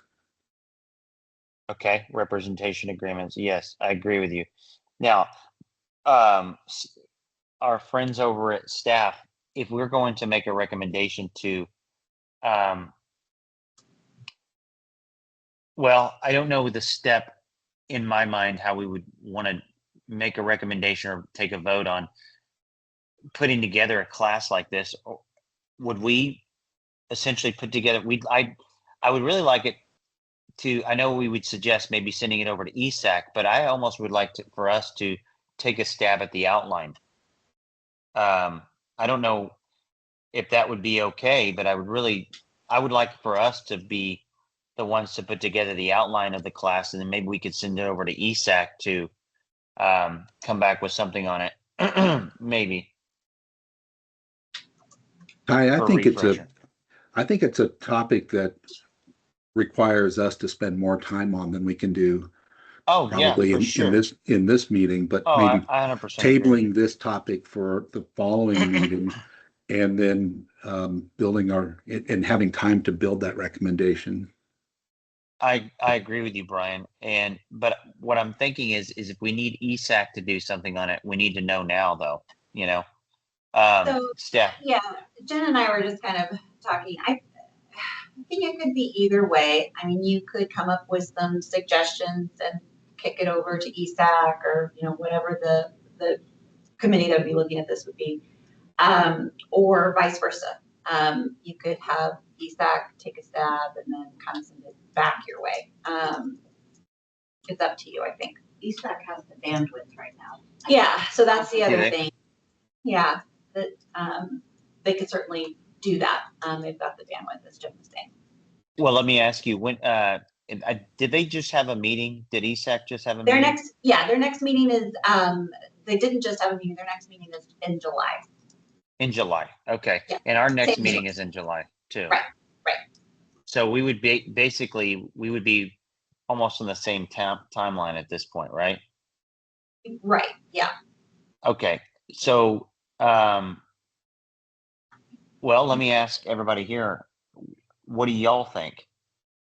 Because this is, do we want to kick this over to ESAC, or do we want to come together with some ideas, or do we want to wait until the next meeting and then rehash this, or what is your thought process? Brian, Well, go ahead, sir. Yeah, thank you. I think we've brought up several points. One is this stair-step approach. I don't think we've really gotten resolution on that. Are we going to put the same requirement on somebody who's been inactive for 6 months as we would somebody who's been inactive for several years? I think we need to answer that question and what the mechanism for that looks like. And then the second question then is, it seems to me like we're focusing in on requiring additional education for somebody who's coming back active beyond what is currently required, the 18 to 21 hours. And so I think I agree with you. I think we can make some recommendations what those topics should include. But I think that is doing ESAC's work. And so I think making a recommendation to ESAC and then asking for their input and feedback would be the proper approach. So sure. Really 2 tracks to run on. Yeah, and I almost would like to, and I think I'm with you on this too. I would really like to, in my mind, I would like to get this course in line and then see what the course can do for us, possibly, and then we additionally look at a stair step at the next meeting, for sure. But I think the course, I mean, if everybody agrees here, I think the course would be a no question whether that should be looked at. Would you all agree with me on that? Whether we did any stair stepping or not, I think the course is definitely something that makes sense. Right? Okay. I'm seeing a lot of heads nodding. You're talking about the refresher course. Refresher course. Yeah. Yes. And we talked about contracts, agency, and representation. Right. In the refresher course, I think will be more all encompassing, and it will be designed to catch inactive agents up to speed on the current trends and things that are going on. Now, for renewals, if everyone remembers, you are required a contracts course. Right now, legal 1, legal 2 contracts. So some of this is already going to be handled. I'm thinking about all the ancillary and the representation thing. There's other things that we need to include in here that we need to make sure that they're addressed, and maybe get specific on those items that are in the course, because we do have the creme de la creme of courses, and I do believe that is the broker responsibility course. Mike. I think that this, if we do this right, whether we do it or ESAG or whoever ends up doing it, I think that you could end up with a course that you're going to have a lot of brokers that have a whole lot of agents that do 1 or 2 transactions a year, that broker is going to say, I want you to take this course before we renew your license the next time, because you may be active, but you're not real active. And so I think we have an opportunity here to take that, to put another little level of education out there that a lot of responsible brokers will just jump all over and say, hey, let's make this better so that everybody, I think a refresher course would be great for a lot of people that don't do the same thing every day and don't do enough of it. So I think all of this is phenomenal. I think we need to build on this and make something really, really good out of it. So Mike, I agree. That's kind of why, in my mind, I would almost like to be able to give them a list of topics to make sure they're included. Now, look, we can always kick back what they've got, but their timeline, the reason I'm saying this is that time is of the essence in my mind. Yeah. Because we all have a finite amount of time on here. I want to make sure that we get stuff done. Well, so, I have a question. Yeah, and I don't want staff to start throwing things through the screen here. I mean, when I say this, but do we know how many types of changes? Is there a list or a record or easily obtainable to track the different types of changes that we go through without creating a monster? To where it would shorten the time to build a class like this and say, okay, in the last 4 years, these are the different changes that were made. In the last 2 years, these are the different changes that were made. I'm assuming somebody it may not be written down, but I'm assuming that somebody's got that somewhere, and that could be the basis of where we go. Because you're right, I don't know how many changes there are, and I don't know how long it's going to make this course. So, but if we cover that stuff like that, then that may, if there's a way to track all that stuff, that may be great. Well, Mike, I think also it kind of goes along with the renewal time frame that I mentioned earlier. We can really make this go hand in hand if we do it right. Yep. And it can stay on a chronological timeline that makes it easier to put together the course, so everything stays relevant to that time frame. Right. Brian, yes, sir. I think Commissioner Lerner had some input from some other states, and I think we could lean in and learn from that. I'm hearing, and then we're already requiring them to catch up on their required CE. So that's legal 1, legal 2 contracts. And so I'm hearing broker responsibility, agency / IABS, representation, and I would probably throw in compensation as well, since there's been so many changes around that topic as well. Mm-hmm. I think, honestly, think about this, guys. Water is a huge topic. The addenda, a lot of these addendas that we're seeing here, a lot of the changes, any type of new addenda needs to be included in there. And anything within the last renewal that occurs, I think would be really something. Uh, and obviously we're changing. I know that there's some forms that Texas Realtors is getting rid of, and obviously we're not going to include any of those things on there. But the neat part about it is that everything that's mandated, that's the minimum requirement, those are the things we need to be going over here. And there have been so many contract changes that I think it really makes sense. And addenda changes. So even if we do a contracts course, you may not be getting the full spectrum of addenda changes and things that other rules that are changing in requirements. And hey, how do I find the information for PID or a MUD or these things? It needs to go beyond just the basics. It needs to go into a real, like, hey, this is how you do these things with these new requirements. So that way they're truly up to speed. Rena. I agree, because the first thing that comes to my mind is what do you put a farm and ranch?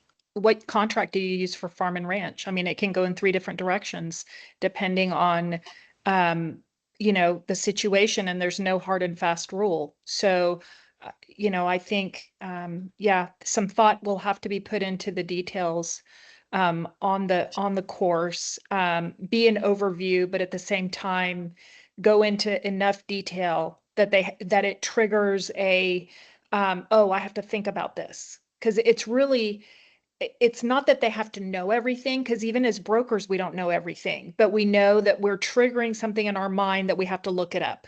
So as long as we're triggering them, the agents, that's enough that we know, yeah. No, I agree. And I think you've got a good point there. And I'm going to loop back over to the broker responsibility course. The one thing that I think is so effective on that course is the interactivity. I think that is really what makes that course incredibly good. There's so many good pieces to it, but the interaction pieces that drive home the message really makes a big difference. Marion, go ahead. Most of what I was going to say just got said. There was a couple of things I wanted to kind of go back to. I can't remember who made the comment, but they talked about we trust that new agent, and there's no difference between that new agent versus that person that's been out of the business or whatever the case, that it hasn't been doing business. And I'd like to kind of readdress that, because most of the time when they're coming into the business, one of the things that I do like about the new agents is they're up to date on all of the technology. They know MLS, they've been introduced to forms. They don't know what's broken, if that makes sense. So they don't have an opinion, so you can teach and train them properly that, you know what, you have to go out there with that buyer and you now need to get paid from that buyer. That needs to be the mindset. Where when it comes to some of the other pieces, what I find is our seasoned agents, I mean, Mike just said it. He took a contracts class. I remember teaching a class, and I walked in and I was so intimidated because the number of hours in that room had to be 2,000 of how many years they've been in the business. But the things that they were talking about we hadn't been doing it that way, and I don't know how long. So I think really bringing them up to date with a lot of those areas, adding into it maybe the little systems. And I mean, track system has changed. Every Texas Realtors, but just understanding those tiny little bit of things will also help them when it comes to navigating through those systems and knowing where to find documents. Now, if you really want to know, one of my biggest pet peeves, which is a whole nother thing, is zip forms. Zip forms is totally detached from the broker if you are a small mom and pop broker who doesn't buy zip forms brokerage dashboard. So you don't know, have a clue what your agent is doing. They're doing their own thing. You don't even know if, thank God they update the forms, but just there's a lot of things in there that I'm finding just in being out in the field and talking and training a lot of those, there's a huge disconnect. And if they could get that small, I don't care if it's a 30-minute portion of it, and helping them understand the difference between TREC forms and Texas Realtors forms, which we did cover in legal one time. And a lot of people had aha moments like you couldn't imagine. We only covered it in that 1-2 year period, but it's ongoing that they need to understand how to do that. Y'all remember when the commission forms happened? We didn't know, and they kept happening over and over and over again. Everybody was so confused. So just a lot of little bitty things like that I think we as a broker responsibility group will do better with figuring those type things out prior to passing them over to ESAC, because we're looking at oversight. We're looking at the whole responsibilities of that brokerage, which now we can say, well, here's some things where we see, some loopholes or some issues, and then give them a small, list. We don't have to spend long time on it. And then they can go and they can work on curriculum development and all of those different type things. I'm with you 100%. Now, maybe this is a good next step so we can wrap this one up. Maybe the next step would be we could come up with just for the scenario of this, and I don't know, maybe this is possible, but maybe we could come up with some of the chronological or some of the hot items that have changed over the course of the last 2 years. We could start the process of identifying these items at the next meeting, and then passing that much smaller list over, or targeted list over to ESAC to refine and come up with something for this refresher course, essentially. Staff, what do you think about that? Yeah, I think that works. And I know you're talking about more than just kind of what changed, but I also wanted to address, that's also the purpose of the legal update course is to sort of talk about like the things that have changed. So just for your consideration, but I understand that. Oh yeah, no, for sure. Yeah. And definitely what we want to do is we want to try to disseminate what's been really covered in this and what hasn't been covered, and then what would make sense to add to the refresh course. And it's going to go back, some of it will go back, I'm sure that everybody would kind of agree with me here, some of it will go back to the basics a little bit, just to make sure that, hey, these are the things, it's just going to be an overview. And like I said, I hate to say crash course, but it really is a refresher. So yeah, I think the suggestion I'm hearing then is that the group kind of thinks about this and then comes back for the July meeting with some specific topics to then potentially pick over to ESAC. Yes, and I almost honestly think that we need to have a few point people on here if we can. I'd like to probably get 3 people to be point people on this, so that way we can say, hey, look, send over your information or your thought processes to these 3 individuals, and then we can come back with that information and review it as a group and get it on the agenda, and get it in to make sure that we meet the timelines that we need to for this. So we need to get it over to staff, a good 20 days prior to the meeting. I'm sure that would be appreciated, basically. So would anybody like to take point on collecting this information? Well, and Ty, just for open meeting purposes, so how some other committees do it is they'll kind of form like subcommittees or working groups where they kind of meet on their own to discuss, and then they bring it back to the full group, the full committee. The one thing we do want to avoid is having folks email and talk about it amongst yourselves, because then that gets into an open meeting issue. But I think if you kind of delegate it to 3, as you suggested, that's great, and we see that in other committee settings as well. And then they can kind of meet separately, discuss, and then come back perhaps with a suggestion for the July meeting. Sure. Would anybody like to join a subcommittee so we keep it in the open meetings properly? Would anyone like to join the subcommittee to do this and kind of take point on that? Marion? I volunteer. Okay, you volunteer. Anybody else would like to volunteer for this? If you don't want to volunteer, I'll voluntold. No, just kidding. We got some good people here. We got some great minds. Let me see if anybody else. I will volunteer. Okay, I will volunteer. I'm happy. I need one more person to volunteer with me. Okay, Rena, you got it? Okay, so it'll be Rena, Marion, and myself. And would anybody else like to jump on? We could do 4. It's fine. I thought I heard Ashley. No, she didn't volunteer. Ashley, are you on there? I'm just kidding. Okay. I was looking No, I'd for be hands happy to do raised. that. Would you? Yeah, I I'll do would love that. to have you on there, Ashley. Yeah, thank you. Okay, perfect. Okay, so the 4 of us will do a subcommittee just for a quick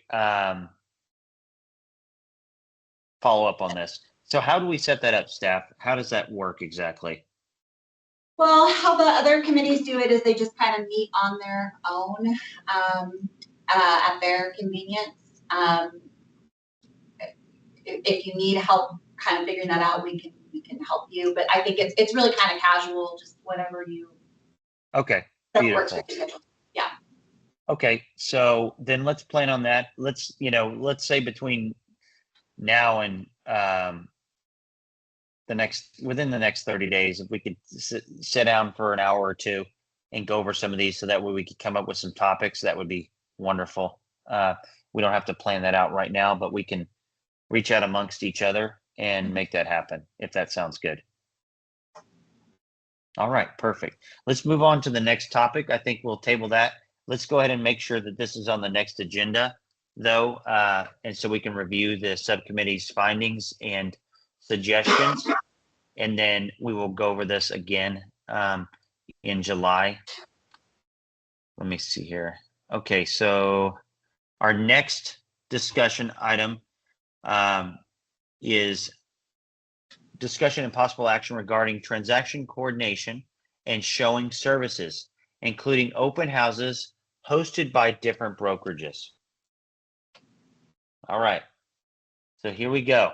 I have some other notes on this myself. If anybody would like to start the discussion, that would be great. And I have, I need to pull this up on my computer here. And Ty, this is the agenda item where we do have a public comment. Oh, good.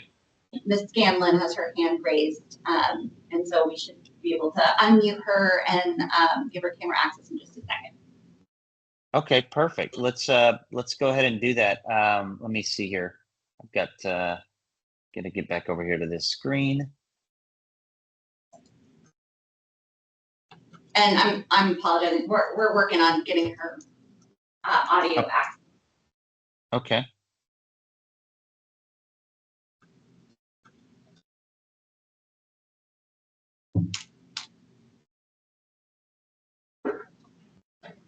She should know. Okay. All right. She should be good. I think I'm unmuted. Can you all hear me? Yes. Yes. Wonderful. Okay. I don't see camera, so that's fine because I'm looking at multiple screens here. And I did prepare something that I wrote today just to make sure I don't leave anything out. So bear with me as I read. So thank you, Taryn.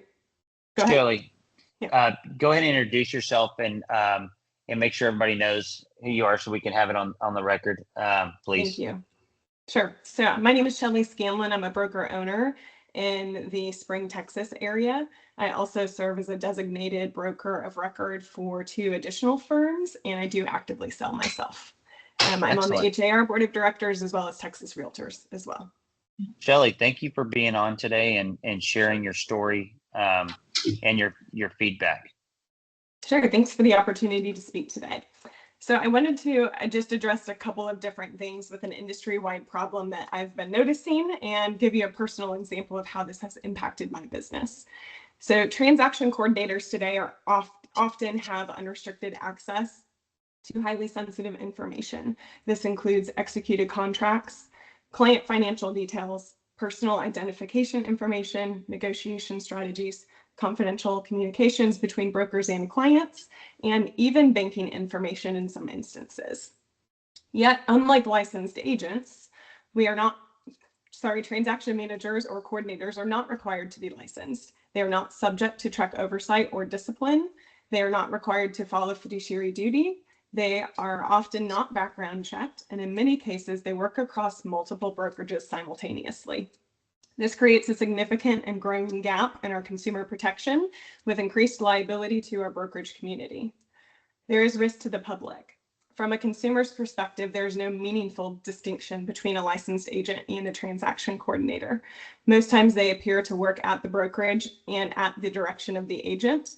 The consumer hired at the direction of the agent that the consumer hired, and they openly communicate with this person. They are deeply involved in the transaction. They communicate with clients. They handle confidential documentation, and they store documents in their own servers. Yet one is regulated and the other is not. When you stop to think about it, every other touch point throughout the transaction is licensed, whether that be the broker, the realtor, the mortgage lender, the title company, the insurance agent, etc. This creates major risks. First and foremost, confidentiality breaches. Because unlicensed agents can access and distribute sensitive client data without any sort of accountability or oversight. 2, lack of supervision and clarity. When a transaction coordinator works for multiple brokers, it becomes unclear who is responsible for that oversight, who ensures compliance, who is accountable when something goes wrong. What happens, and it has happened, when that transaction coordinator supports both agents on either side of the transaction? What happens when they submit a CDA with inaccurate wire instructions? Could that money disappear? What happens when they are fired and they have years of confidential documentation at their fingertips? Do you know that some of these people are now virtual assistants who actually operate overseas? Bad actors are slipping through the cracks. Without licensing or background requirements, individuals who have engaged in misconduct can continue operating in positions of trust within our industry. I'd like to take a moment, excuse me. It's okay. You're doing great. Sorry, okay. It's okay. I'd like to take a moment to give you a real world example.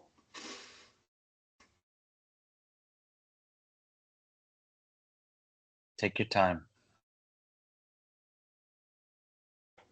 Okay. At this time, I'm only able to share high-level details with you as there's a pending criminal investigation.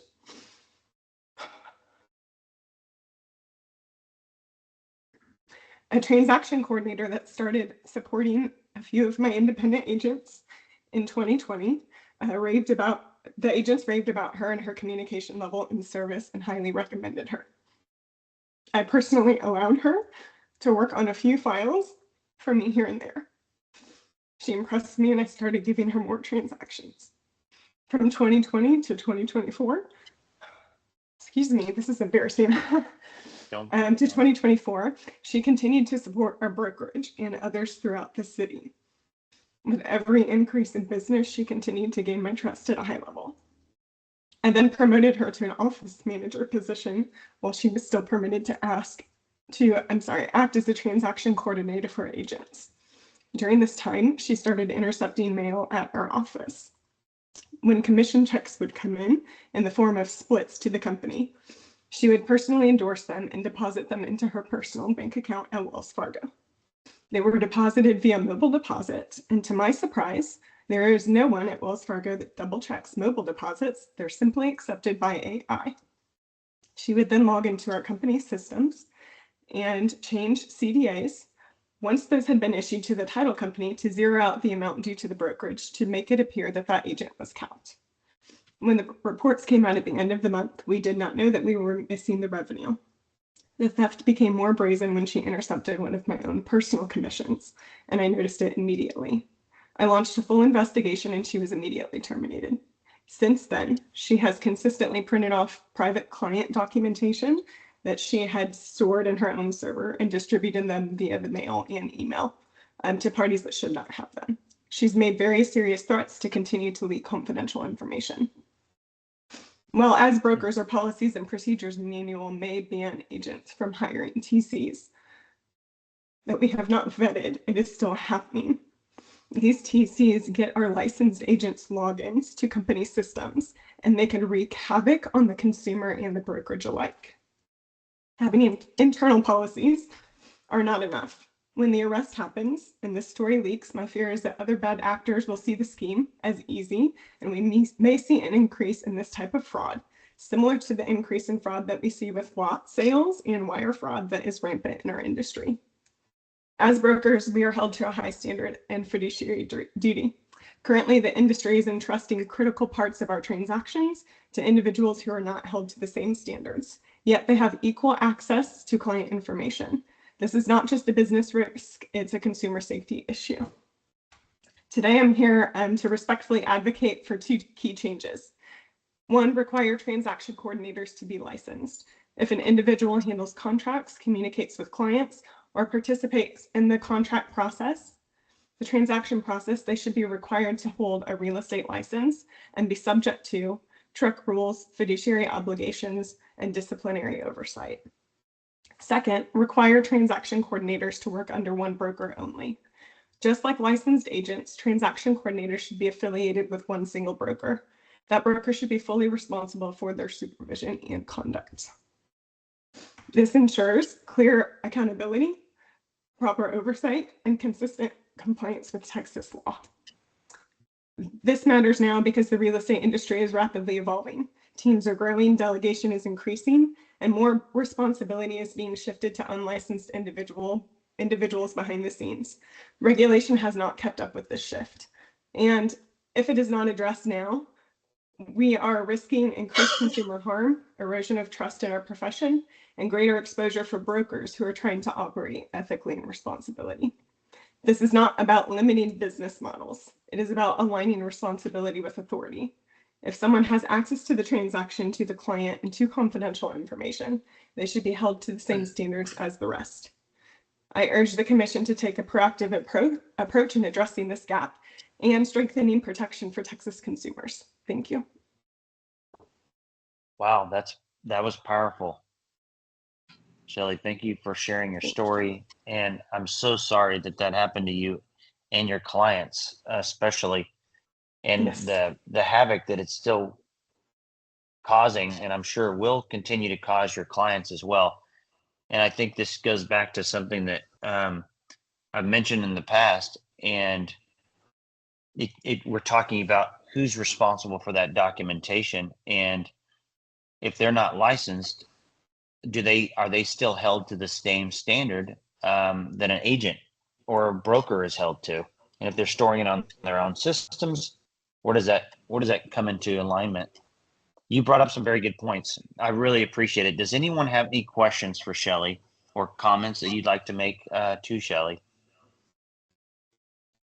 I'm going to say thank you for coming and sharing this with us and making a really poignant, clear example of the challenges that can come from this. I think all of us felt it and believe that the challenges are there. And I think you articulated it really well. And my heart goes out to you. Thank you. Absolutely. Shelley, how much was it? Are you allowed to say? So my internal investigation is over 300,000, and I will tell you, the investigator from Montgomery County came back with 466,000. Almost $500,000. Yeah. Wow. So yes, and it is my personal money. It's not my agents or my clients. That's horrible. I was personally I'm so sorry. targeted. Thank you. Brian. I'm sorry if I'm so emotional. No. We appreciate you. Keep your head up. Brian, yes, sir. Also, I'd like to say thank you, Shelley, for sharing that story. It's very personal to you, and I think it takes a lot of courage and integrity to do so in the way that you're doing it. One question, one of your recommendations was that TCs be licensed. And this is a conversation we have had in this committee in the past. Along those lines, in your mind, do you think that TC license would be different than a sales agent's license, a new type of license, or do you think a sales agent's license? I think that's above my pay grade. So I'll leave that to you all in the committee, but I do think that there needs to be accountability and oversight with those people. Another thing I will share with you, and this is mud on my face, and I fully acknowledge that. As a broker, my SOP when I hire someone, and I have 99.9% license holders, except for this person. She grew in trust over time. I did not stop to background check her, and I don't think a lot of brokers do. And so when we work with someone, it's kind of our, understanding that they come as a license holder, the background check, they're fingerprinted. In this instance, because she started her 1 or 2 files with me, and she grew in trust with me for 4 years before the theft started. So I truly feel like I was groomed, but she did have a prior in the state of Alabama for check fraud in 2015. And I did not know that until I launched my investigation. So brokers are not, now I'm speaking from a small independent standpoint, not a large firm, but I don't think that brokers are stopping to background check these people as independent contractors and as transaction coordinators. And many, many times, again, even if it's in your P&P manual, you don't know that an agent is even working with this TC until maybe they submit the CDA, but most times they're logging in under their agent's login. They're logging in under their zip forms, under their Lone Wolf, whatever it is, whatever company system, SkySlope, etc. They don't have their own logins with their own, data. So short of, subpoenas for IP addresses, which is where we're at on my case, it really goes off the deep end. I got you. So tracking that's another issue, even showing that it was actually her doing and not the agents doing it. Yeah, really so we're there. We're there. The arrest is about to happen, so I'm sure you all will see it. But again, these agents, they're running hard, right? And the people who hire transaction coordinators, you have brand new people who do because they don't want to learn how to write a contract. And some of these TCs are truly practicing brokerage services. That's a whole nother thing. Whether it's, maybe not the same as a sales agent license, but they should have to go through some sort of training, or there has to be disclosure to the consumer that this person that you did not hire is copied on your transaction. They are working your transaction, and the consumer just simply does not know. So if the commission is against a new license, bracket, fine, but there needs to be disclosure to a consumer so the consumer understands and they agree to allow this person to work their file. So you believe that one of the best things that we could do, if we could do 3 things maybe, or even if we could only do one thing, a disclosure would be your number 1, right? That would be bare minimum number 1, a disclosure. And then what would be your number 2? Probably a new license class for transaction coordinators, and truly it's even playing field with working for one broker. I had a situation with this same person before I knew she was stealing from me, where she supported another broker in my same county, and we had a transaction together, and the customer had a problem with it because it was the same headshot and name but 2 different email signatures, and they're like, what is going on here? Who is this person? And so it causes, kind of similar to the issues with intermediary. How is that any different? But even more scary because this person doesn't have a license and they have both sides of the transaction. So it's just completely unregulated. It's like the Wild West. It absolutely is. Okay, so that makes sense. And then what would be your number 3? Just making sure that they're working for the same broker? Yeah, I would say so. And that's a close second to number 2. I think those are right in line. Hand in hand. And I do think that, in my situation where it might not apply to everyone else, I would have seen a lot more signs with lifestyle changes or, things like that if she weren't allowed to work for multiple brokers and only received a 1099 from me. It's hard to explain it, but she did support so many other people. So I was very proud of her, as a female business owner, to grow in business and be successful and, have more clients. Or so I thought. Well, that's the thing. If you're a successful person, you want to see other people succeed. So I understand your thought process on that. Let me ask you, if it were a disclosure and we just said, hey, one time disclosure or it kind of go along with, and I'm just thinking off the top of my head, if it went along with like, say, policies and procedures, everyone signs that each year and says, hey, I acknowledge the policies and procedures. And we had a disclosure out there. The problem is I almost feel like there needs to be a disclosure, and there needs to be a disclosure of other brokers. If we can't mandate that someone's working for other brokers, immediate disclosure of what brokers you are currently working with. Well, Maybe. I think the disclosure happens at the time that you contract, and at the time you take a listing, or at the time that you take a buyer's representation agreement. I mean, you have disclosure of, residential service companies, or, interest in other companies. And if these people are getting paid out on the closing disclosure and they're not license holders, I mean, that's a problem too, right? So you're submitting CDAs and they're getting paid out at closing. And most times, sometimes the consumer has no idea who that person is, and they're getting paid out underneath the brokerage at the direction of the brokerage, but yet this is not a license holder. And what you're seeing is that these are usually real estate type activities that these folks are getting paid for, is what you're saying. 100%, yes. Okay, they're not got out it. showing, they don't have super keys in my experience, but I have had, we'll keep them unnamed, but very large teams where I'm negotiating with the TC, and the TC is the one revising the contract and resending it to me. Right. And Absolutely. so there's all different levels. There are certainly good players in that industry, but there are very bad players. And because it's so unregulated, it gets more and more rampant. And, they have no rules truly and no oversight. So I just see this problem getting worse. I think this is a very good example of consumer protection and broker oversight and disclosure. I think you hit all the main points. Now, we've got a couple of people that may have some questions for you. Marianne. Sure. Hi, Shelley. Thanks so much for joining us today and telling us your story. I do have a quick question for you, because we have been talking about this issue for some time. What percentage would you say of your damage strictly happened as a result of that woman having access to your business as a TC versus once you promoted her and gave her full leadership control?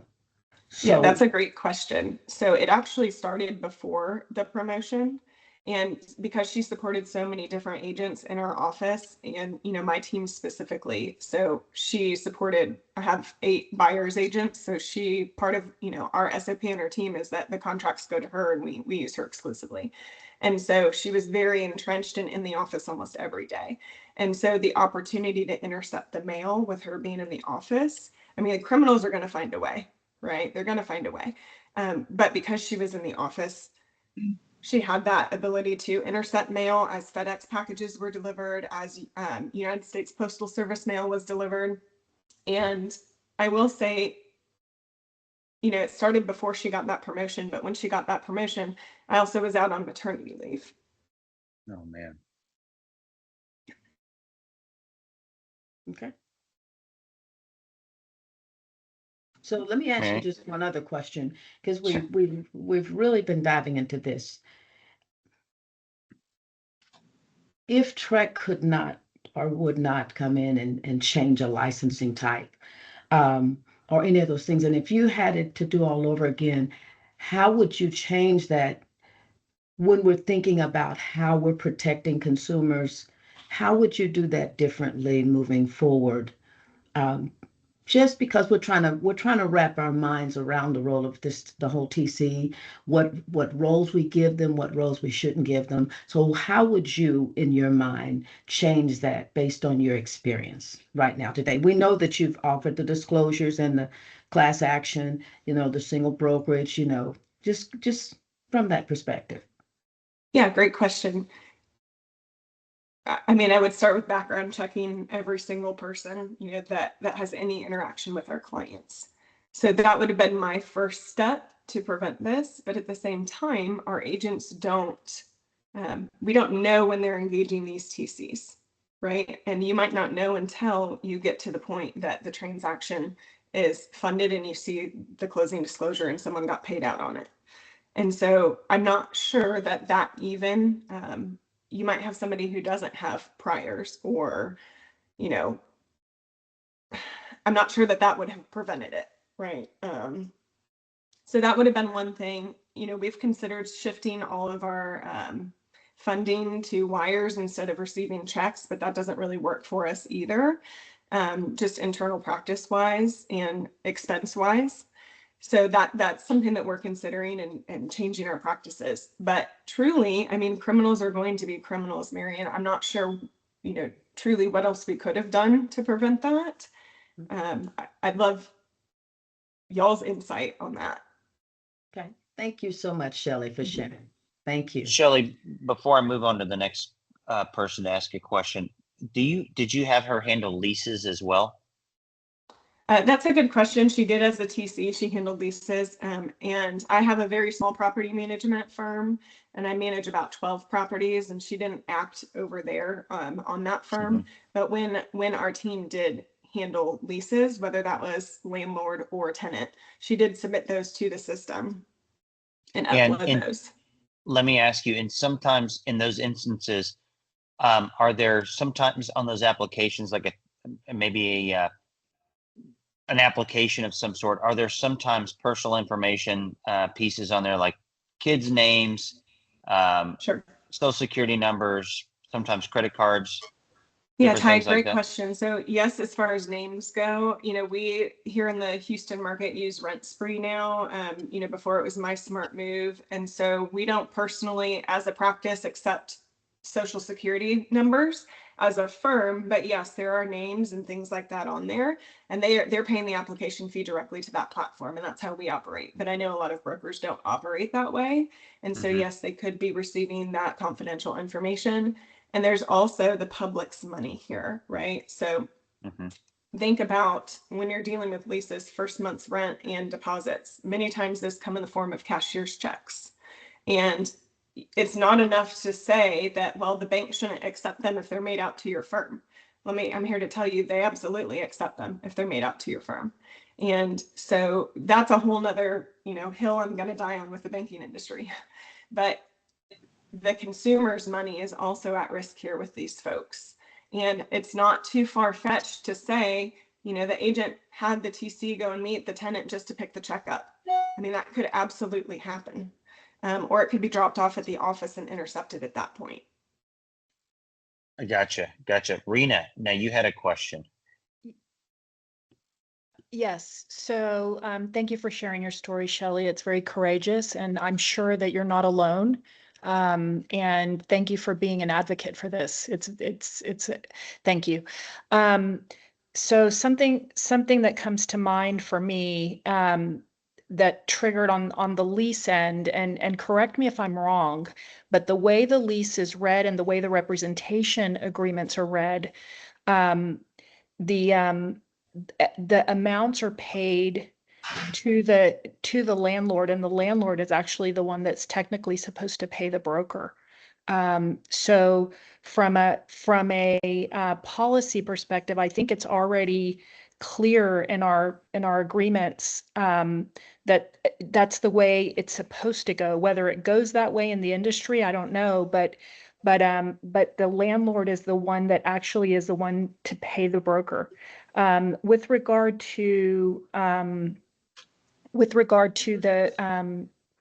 you know, with sales, yeah, I think it from what I'm hearing, I think it would be a combination solution between policies and procedures and having a disclosure. I think there's definitely room for both to make sure the consumer's protected. So Rena, I think the difference too depends on whether you're doing brokerage services just to list a home, or you're doing property management. And if your property management agreement allows you to accept, you know, those checks on your client's behalf, etc. But you know, what happens in the industry is typically first month's rent goes to that listing broker. And if there is a co-op, then that listing broker splits. And it's paid from the listing broker, and the deposit's going to the landlord. That is how the industry is operating. Thank you, Shelley. I agree with you. Thank you. Mike, did you have a question or comment, sir? You're muted. It's not specifically, I don't want to interrupt her testimony here. But I do have a comment on leases and credit reports and stuff like that. That is a big issue that we're dealing with over at Texas Realtors right now, specifically tied into what she said. So I don't know if I want to interrupt what y'all are talking about with her right now. Maybe Ty, make a note and we'll talk about it in a little bit. I've already got credit reports written down here. I think Okay, that's a really good. I will talk about that in a second, but I didn't want to keep it. Sure. I don't want to interrupt what y'all are talking about with her. No, that makes sense. And then what Okay. we'll do is Marvin had a question or a comment, and then after that, I think we're going to take a quick. I think we'll take a quick break, bathroom break. Is that okay with everybody? Yeah, Marvin, would you like to go next, sir? Certainly. Thank you, Mr. Chair.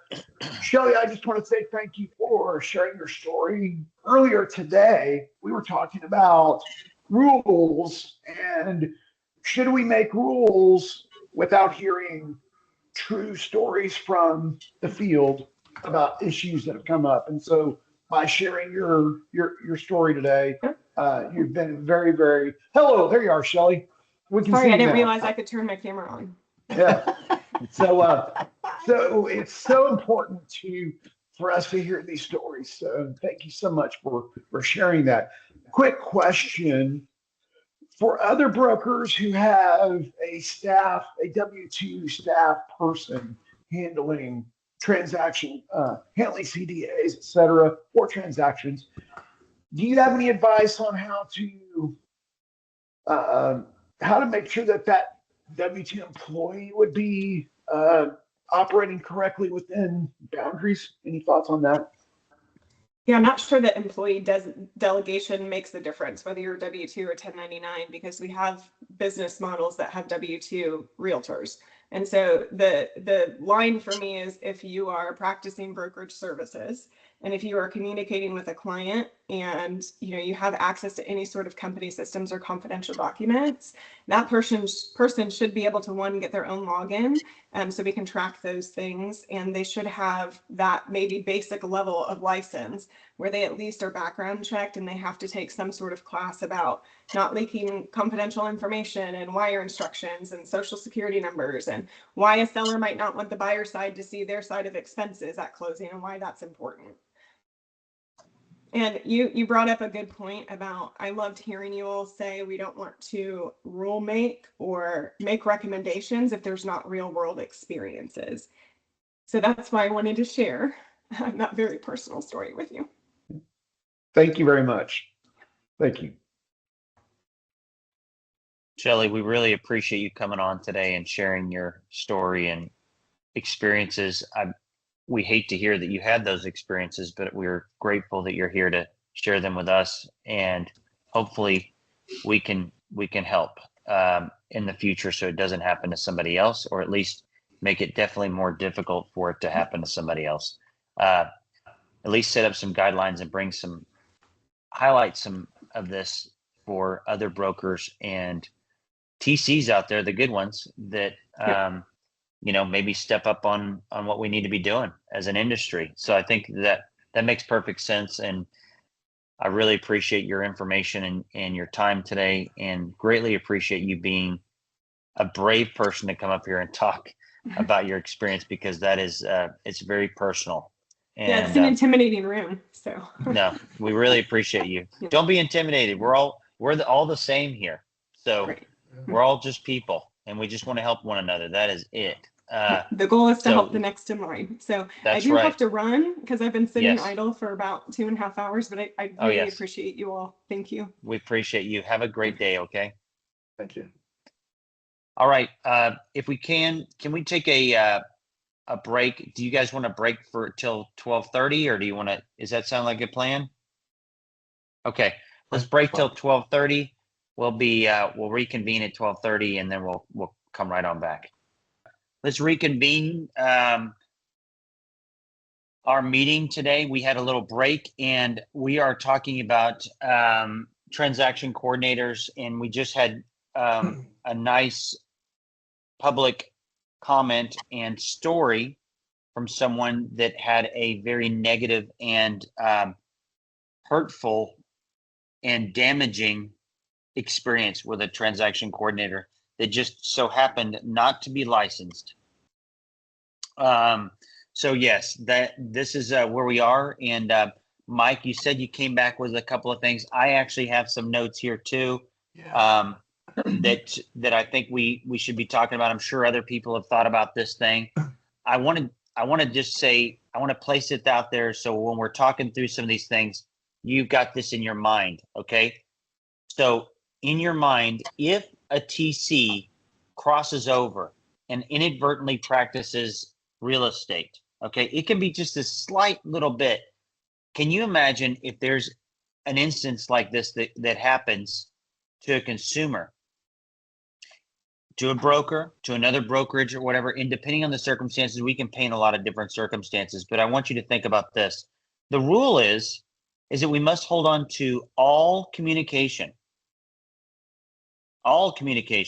for 4 years. Right. And that 4-year communication rule is really all encompassing. So let's just reiterate so we all can think about this in the right manner.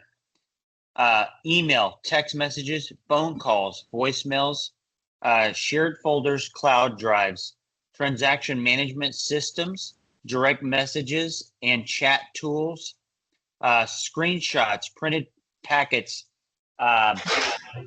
any type of information, informational conversation with other agents that are inside that transaction, anything that had to do with that transaction. And if it's a transaction coordinator that's using a totally different system, I don't see how you can. I don't really think that is a plausible 4-year retention. I don't really see how that happens, especially if they're using their own internal systems. You don't have direct access to that. The other thing is, if they cross over into actual brokerage, that creates another issue where they look at the file, and this is just an opinion. Like I say, I'm not an attorney, but it could be something where if they're looking for the information, looking for the file, they may need to look at it where who's responsible for holding on to that information from the TC, and since they're not licensed, that creates its own issue right there. So I've got a whole page on different things that I thought about while we were on break and went over and typed up here, and I think it's very interesting. So, but I'd like to start with Mike. He's been thinking about this. He's taking it personal. He's looking at some things. So what do you have going on, Mike? Well, the expanding a little bit on what Shelley was saying is that we all have people in our offices that have access to information. I'm a property manager, so all of my people are W-2. I mean, I've got and we did run a background check on every one of them, but I also have VAs that don't live here, and they have access to that server, and that server has property management agreements on it. That server's got leases on it. It does not have applications. That's a whole different issue. And so those items exist. Now we've got it, I think, covered, but I mean, eventually we're going to have to talk about these new, I think the big one that's coming up is nobody wants to talk about AI yet. And AI is a huge part of the property management industry now. People are using them as their maintenance coordinators. And they're going, we want to use this as our maintenance coordinator. The tenant calls in and they talk to the AI, and the AI discovers, they've got a leaky faucet, and the AI has already figured out which plumber they're going to send that's on the list of approved plumbers from that property management company, and the AI sends the plumber. Now, I got a question. Does that AI have a license? Does that AI need a license? According to us, if you control the owner's money, and by sending a vendor out there, did you just control the owner's money? And we haven't talked about that yet. So it's something that we're going to, so I think you ought to put that on the future topics. That could keep us here. Okay, I like that idea. AI for future. But no, here's another issue with the same thing. That's what she was talking about. Credit reports. We're now everybody has now got forewarn. I think everybody in the state now has forewarn. Well, who has access to that? Is that something is it public? Should you make it public? Should you not make it public? But worse than that is what Shelley specifically mentioned, and some others have mentioned, is rent spree. We've got a lot of boards going around that are putting rent spree on their platform for people to use. Now, rent spree is a credit company. Those of us that have been reviewed by the credit company, I can pull credit all day long. But I've had the credit bureaus in my office making sure I'm doing what I'm supposed to. Nobody's going into any real estate office and checking on these, and the agents aren't supposed to be running it, but they are. Agents, I have had reports emailed to me in PDF format of people's credit, and I will guarantee you that everybody on this committee knows some of the people that have sent these to me. So these are not just one-year agents that are doing this. They're going out there and they're sending credit out, and they don't have the right to do so. And then they send it to the owner after they've looked at it, and now you got 2 federal crimes. And people are doing this right and left. And so this may be another thing that we want to move down the road till the next time we meet. But I mean, this is something that we're talking about at Texas Realtors right now, is how do we get agents out of credit? And how do we get agents out of the stuff that they're not supposed to be doing? These are federal laws, and people are doing it right and left. So I don't know, education's one thing, but locking it down would be another. So right, and I think you've got a good point, but we're talking about licensed agents here. I know. Some of these TCs are definitely not even licensed. They're not even have a license. Yeah. Right. So how many transaction coordinators are running the rent spree on behalf of the agent that gave them the file? Mm-hmm. And they don't have the right to do that. Or the authority to do that. So yeah, it's becoming worse and worse instead of better and better. Everybody thinks that because it's available on a listing or available by your board, that you just have the right to run it whenever you want to and can do anything you want to with it, and you can't. That's right. So that's another tie-in to, do we want to lock it down, those types of things down, and is that another reason to make a transaction coordinator maybe have to have a license? So that's right. Rena. I think we're opening a can of worms with this, Mike, because honestly, anybody can go get an account online and look up anybody's background. You can have a monthly expense that you pay. I mean, and you have access to it. So the question is, what do you do with that, right? Are you responsible with it? And but I agree with you, it's a big problem. No, they're just they're just sending them to the owner. They run it and then they send it to the owner. And I said, no, you can't do that. Some of the fraud cases I've been reading lately, people get the credit checks and everything, and they manipulate them and they change them and submit them. So once it's in somebody else's hands, you never know what's happened. Like I had something a while back and the agent goes, can't we just use the one that they used on the previous house? And I'm like, are you crazy? I mean, but people accept that and people do it because they don't want to charge. But there's so much fraud that it's an issue. But also going back to what Mike said about AI, because I've heard this in national circles and whatever, you mentioned something like licensing AI, but AI is not a person. So I don't know how you could license it. No, true. Well, I think this all makes sense. I'm going to go down a different road as well. And I want you to think about this, because in all actuality, confidentiality is something that we have to protect for the consumer. And a couple of things I have notated here, it would not be consumer, a consumer, I mean, let alone you, if you're buying a house or doing a transaction or leasing a property, you don't want this information exposed to the public, okay? And I'm going to give you some simple ones, but it would be a violation of confidentiality. Like I say, I'm not an attorney, but this is an opinion, okay? So my opinion is bank statements. Think about this. If you're doing proof of funds or something along those lines, how many times do you ask for somebody's bank statement to show a balance in there? Okay, let's just be honest. You wouldn't have access to it normally. The other thing is pay stubs. Okay, do we not ask for pay stubs when it comes to doing leases? Hey, I need your last 3 pay stubs. I need your last 6 months pay stubs. I need something. W-2s. Yeah. I mean, this is all common practice. And if you've got a TC running any of this stuff, or even viewing your email, you're in my opinion, you're in violation. Oh, okay? Yeah, absolutely. I mean, quite frankly, this is a simple deal here. The other thing is, let me look at this. Driver's license numbers, that's not public information.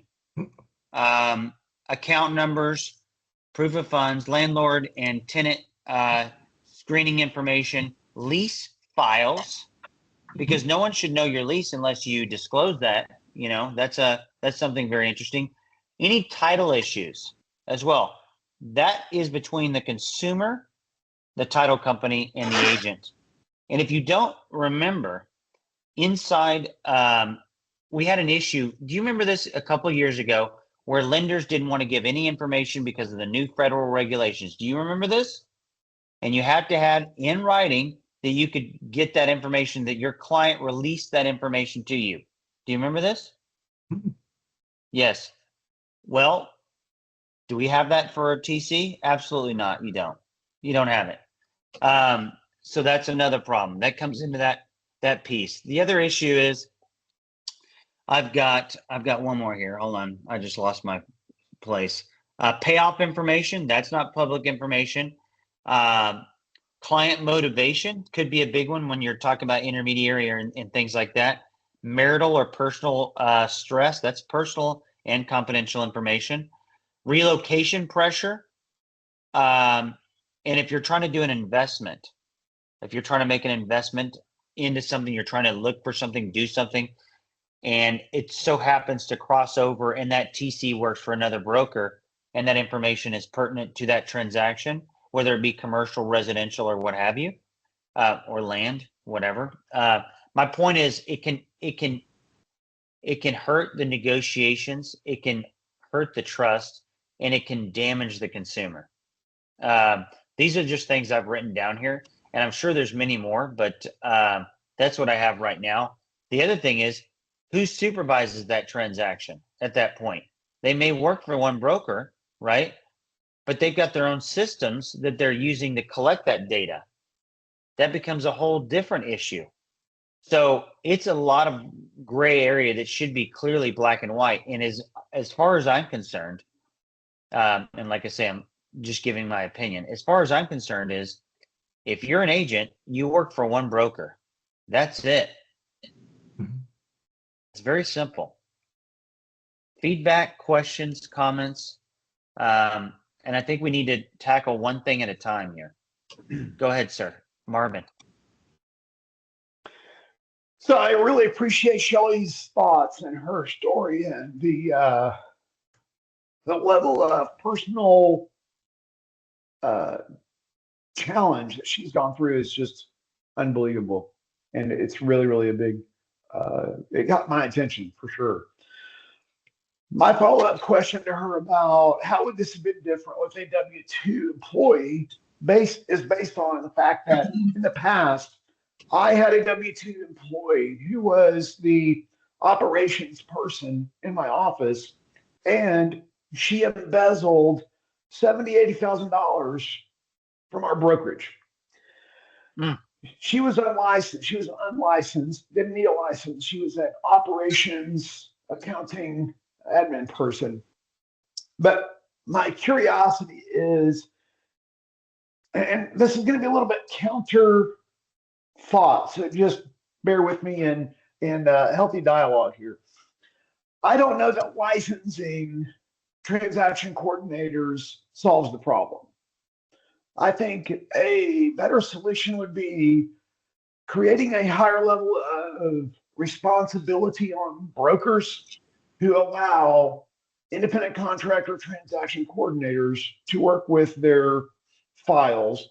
Also, brokers who have W-2 employees operationally, et cetera, accounting-wise, need to do, so in our company, what we do is we do background checks, references, all of those kinds of things.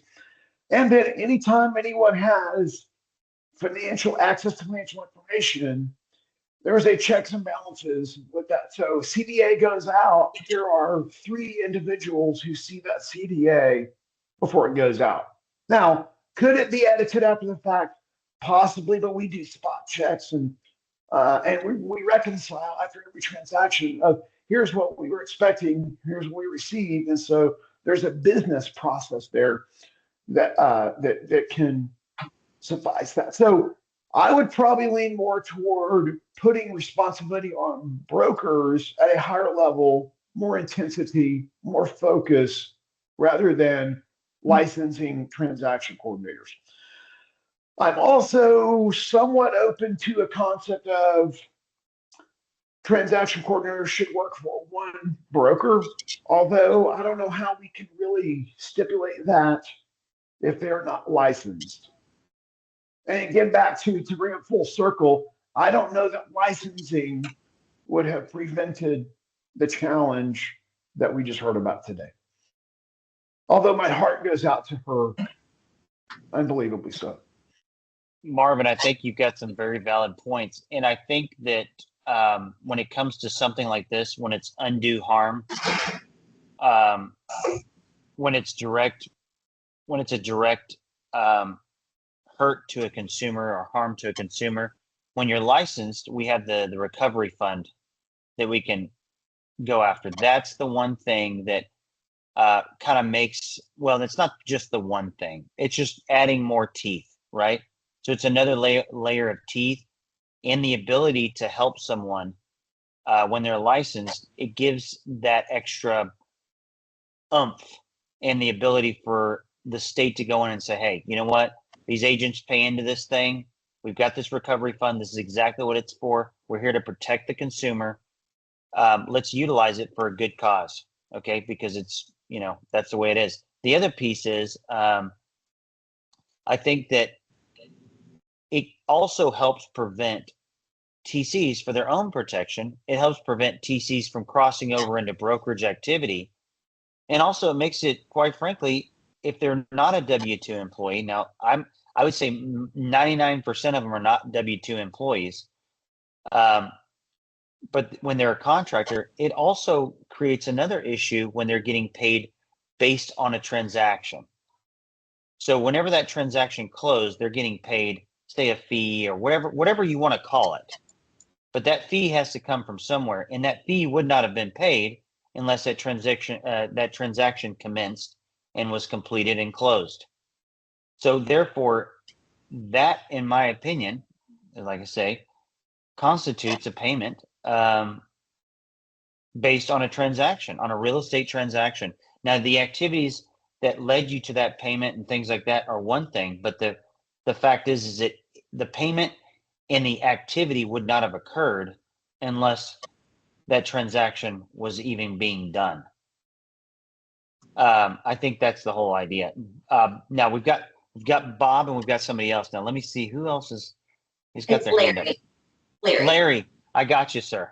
Larry. Yes, sir. Well, I was going to say, kind of like Mike said, we manage a bunch of doors too, and Mike and I have to go through hoops, including the lock on my door, the file cabinet that locks, and we have to send these companies videos of us actually doing the process.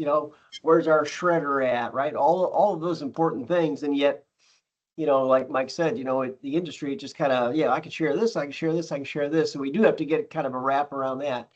I think just dealing with the transaction coordination side, I worked for a very large company once, and it got to be very bothersome for me when people were working in other countries and reviewing all the files. In fact, not only were they doing that, but they were also entering information into the MLS, right? They were doing a lot of work that really requires a license to do. Now, whether we put a license portion required of the transaction coordinator or not, I don't know. But I think there's got to be something to keep that standard of the, of the industry up. I do like the fact of kind of working for one broker, and yet if somebody's going to try to find something to do wrong, they're going to find a way to get around it no matter what. So there you go. You're right. That's the truth. It's it's one of those things where all we can do is set up the parameters, and then if people want to violate those parameters, they're going to do it no matter what you do. But we want the teeth if we need them, right? Okay, so Bob. Okay, I know all of us appreciate Shelley and her courage and her example. But I think to Marvin's point and Mike pointed this out earlier. I think it's not a licensing issue. I think it's at the heart of who we are on this committee, and that's broker responsibility. I know, and Leslie pointed out some fraud examples. I think this is a broker education thing.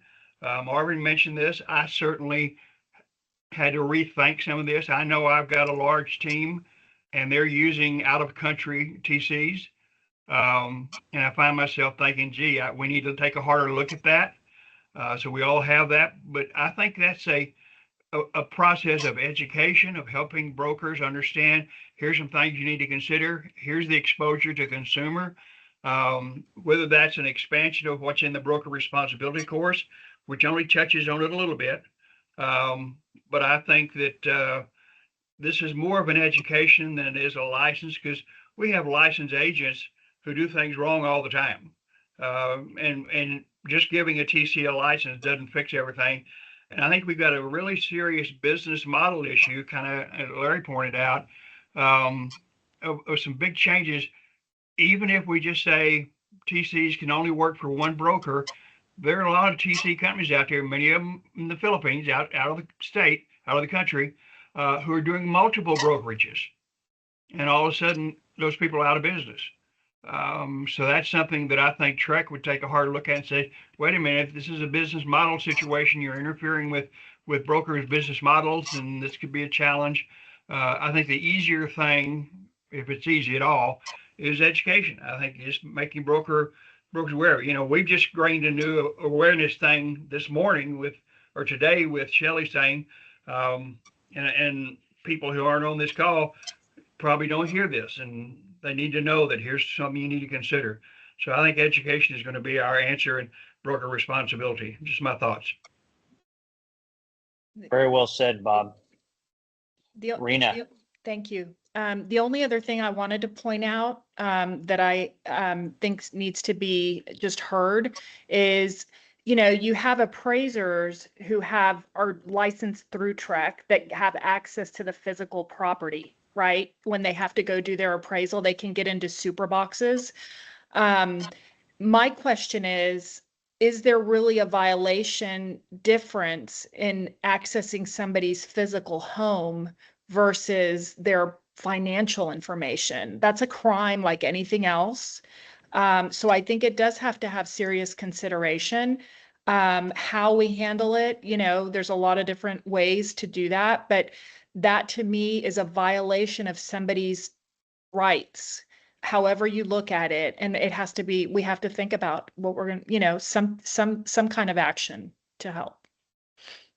Agreed. So Rena, do you think a disclosure at minimum? At a minute, so based on the way TREC, they go according to minimum standards that have to be met. So yes, I think a disclosure is an easy, simple thing we can do that would open up the conversation with clients about the subject. And then that's not only will it open up the conversation with clients, it's going to open up the conversation with brokers in their office with agents. I think the conversation has to be had, and I think it's a great starting point. Yes. Makes sense to me. Leslie.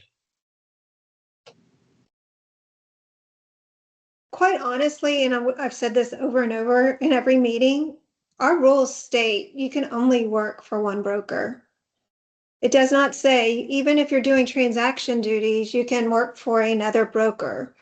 If we just stuck to the rules we had and enforced the rules we had, I think you would have your solution.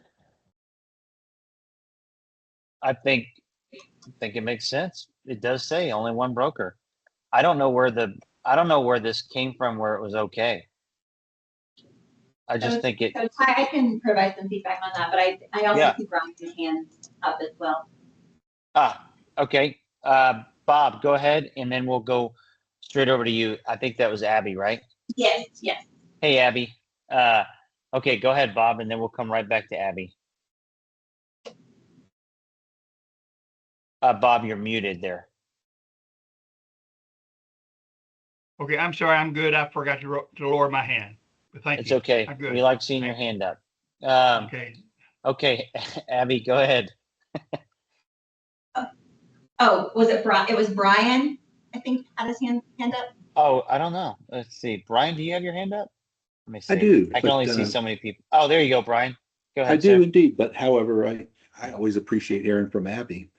I'm kind of swayed the other way in that a TC is inevitably going to be doing some sort of brokerage activities, license activities, just access to that information and communication with clients. I think it's just inevitable that they're going to be doing licensed activities. I'd be interested to know from Mike or staff about enforcement issues that relate to transaction coordination activities and what those experiences are. In our past conversations about this issue, we've kind of addressed it as long as the TC is only doing administrative tasks, filling in forms or that sort of thing. But I think that's unreasonable for us to expect. I had not even thought about the whole disclosure to the consumer, disclosure to the client issue. So like Marvin, lots of red flags are going up based on Shelley's experiences.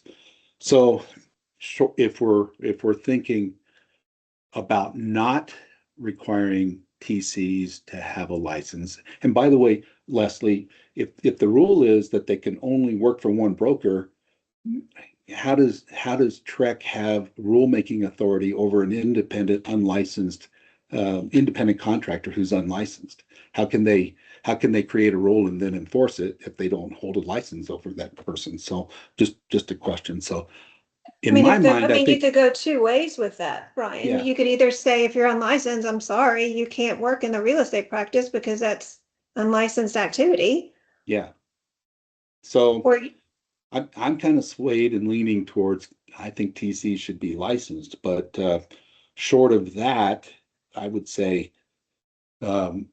digging deep into broker responsibility, requiring disclosures, maybe creating a list of what those limited functions and activities that a unlicensed TC can do, and heading down that way. But I'm convinced that we need to work on this.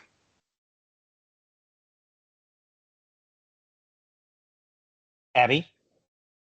Okay, can you hear me okay? I had to scoot a little bit further back. Okay. Oh, no, we can hear you perfect. Okay, perfect. So this is an area that has a lot of different issues, as you can tell already, I know. So the background on the acting on behalf of the broker.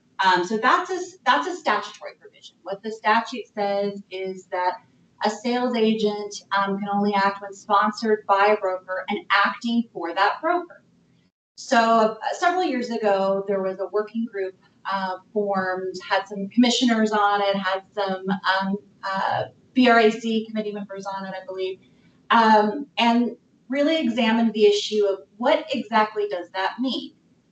Can a sponsoring broker authorize their agent to act for another brokerage, or do you read it really strictly?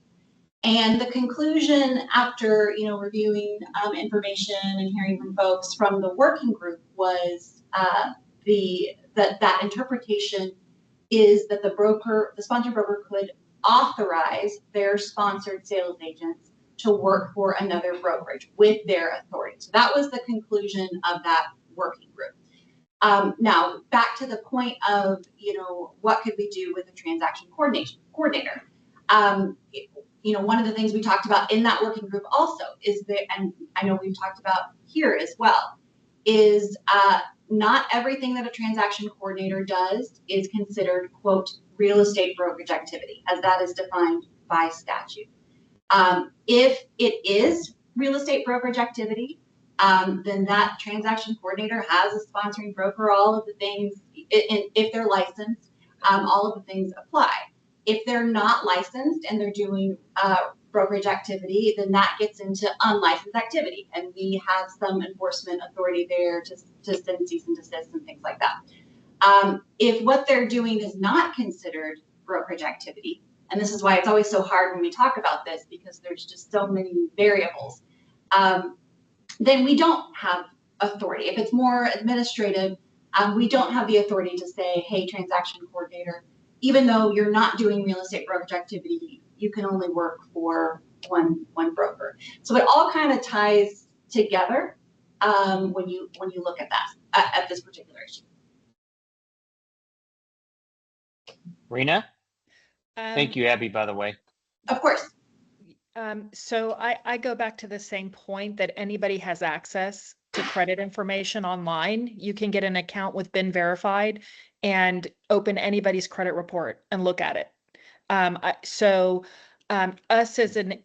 as a committee for a licensing structure, like agents, I think we're going outside of our scope. And I think a disclosure is good, but as far as trying to license them, I don't know. I mean, we'd have to talk about, whether or not that would be wise or even, feasible, and working for one broker, I think that does solve a lot of the problem, and maybe it's just an education issue.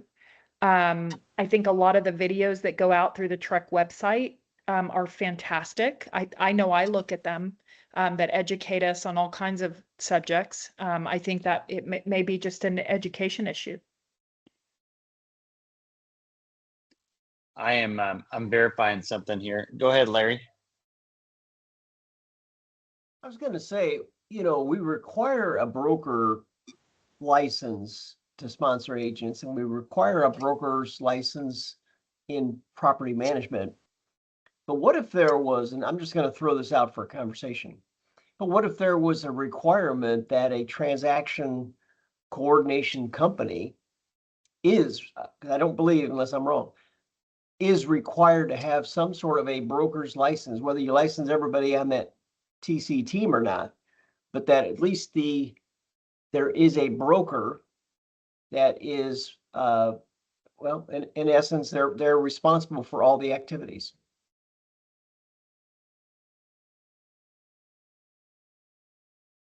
I think that's an interesting idea. It could be one way to handle the documentation for your retention rule. If they venture into brokerage, then you're essentially creating a third brokerage in a transaction. That is an interesting thought process. It gets pretty complex, but I mean, it does kind of solve that issue too. And to answer, or that it's at least that there is a, so Mike's got a TC company, and let's just say Mike's not a licensed broker, but he's going to have to find a sponsoring licensed broker for his TC portion of this business. Right. And really just going over this confidentiality thing that we're talking about, you're right, Rena, you can go on to BIN Verified and get someone's credit report. However, it would be a violation of federal law without their written permission. So you can do it. You can absolutely run it, but I just looked it up here just to make sure.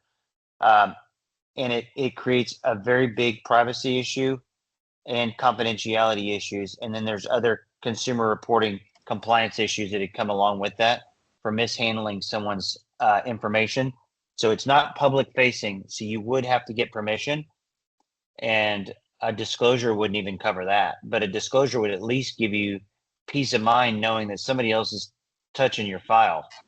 For me, as a consumer. Now, I'm not looking at this as I want us to take off the broker hat, the compliance hat, and everything else. I want you to think as for you.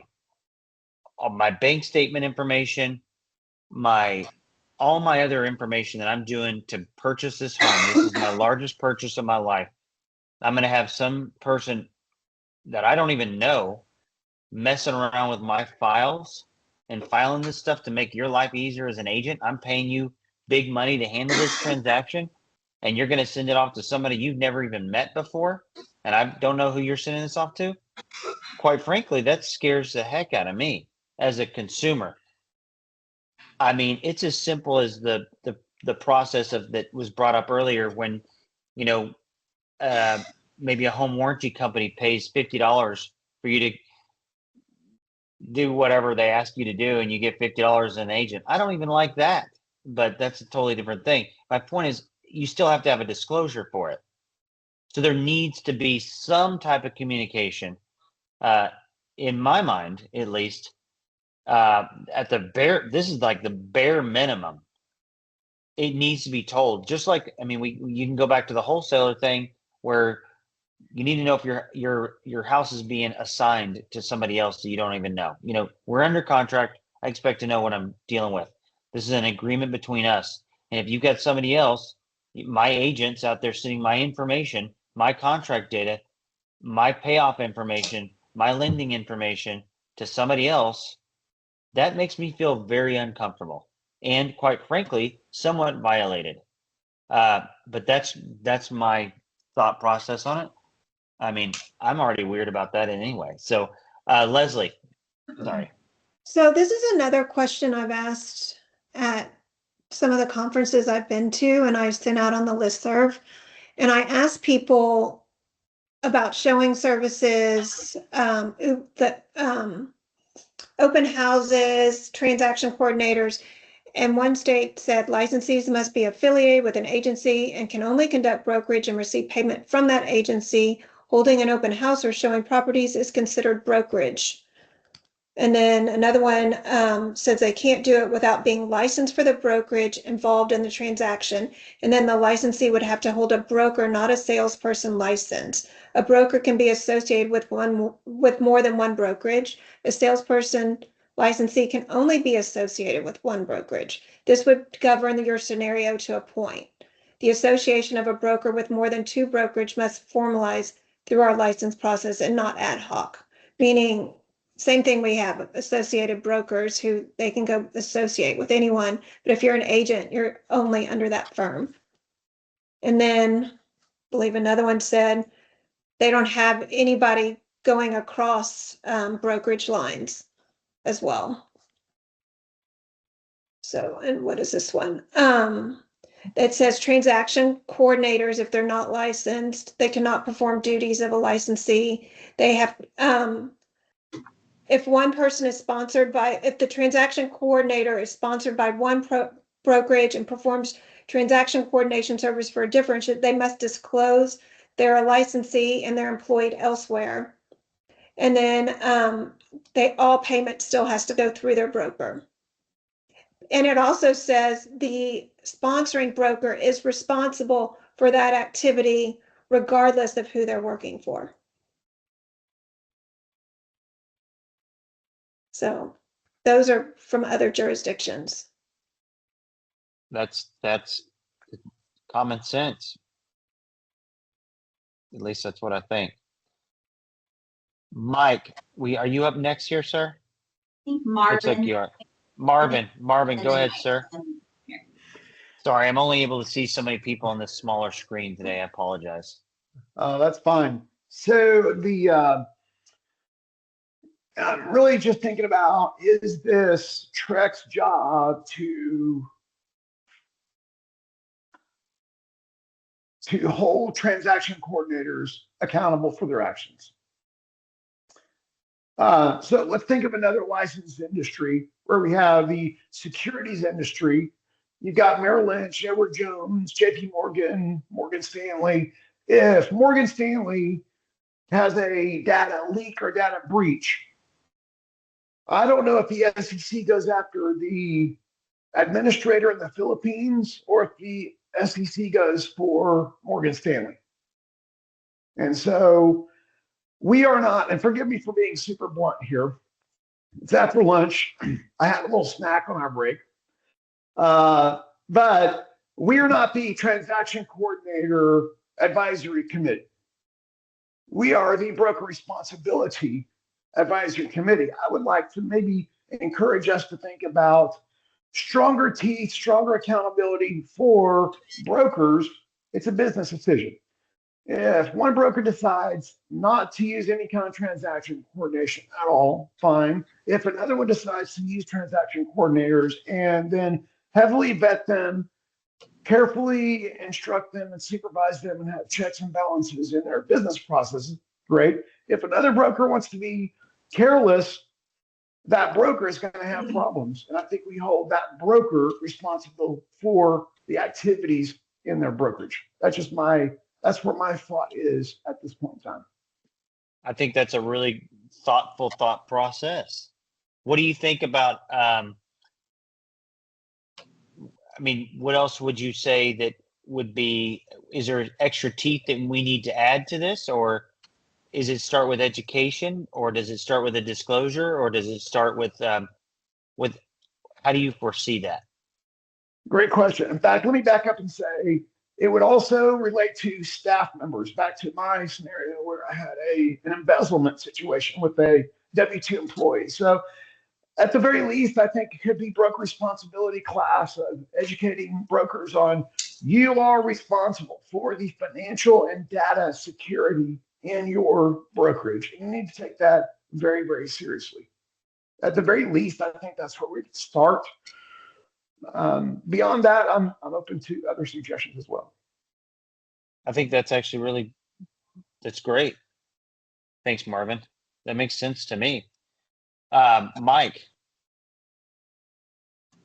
I pushed the button to mention something about that's going on in the credit industry, is that for those of us that are approved to do all these background checks now, the bells and whistles that we have to jump through, we don't see banking information anymore. It's not part, the tenant puts it in, but they put it in a system that I can't even see. I don't see how much money the tenant makes. I see a graph that shows that the credit bureau went into their bank, pulled records out, and gives me a graph to where I see that they have 2 deposits a month that theoretically are going to equal their pay, and they get 1 great big outgo a month, which theoretically is the rent or the mortgage they pay. That's all we see. So the credit bureaus, some of them, are figuring out that with all this privacy stuff, we've got to get this tighter and tighter and tighter than we used to. And I don't think it's hit us yet. I like what Marvin said a minute ago. I made some notes that maybe this is a form that Trek has that, and it becomes part of broker responsibility that says you're going to be responsible if you hire somebody that doesn't take care of this, because we've got to go to protect the public. We got to come back to somebody. And it may be that we are going to empower the brokers a little more. Somebody also said a little while ago that you can, we only give supras to appraisers. Guess what, folks? I think every one of your cities has a button on that supra now that you can authorize individual self-showings. So they've all got it now. It's an ability on all the super boxes that we have out there, as long as your city turned it on. And I think right now Austin is the only big city that hasn't, but all the rest of them have turned it on.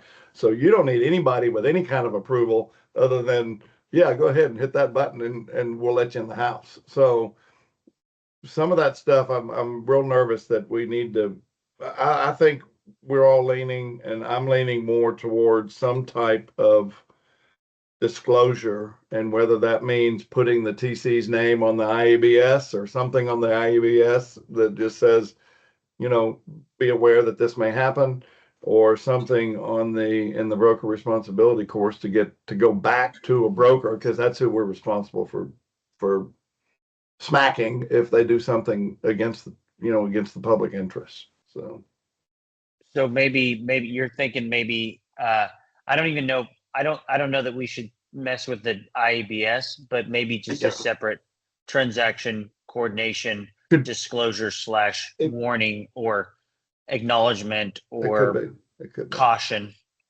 possibly. Is that Marvin? Yeah, that would probably Mike? suffice, because I know a lot of Yeah. people that don't have transaction coordinators, so that's fine. But Yeah, it wouldn't even be also, anything else you'd have to add. sooner or later, we're going to have to talk about insurance.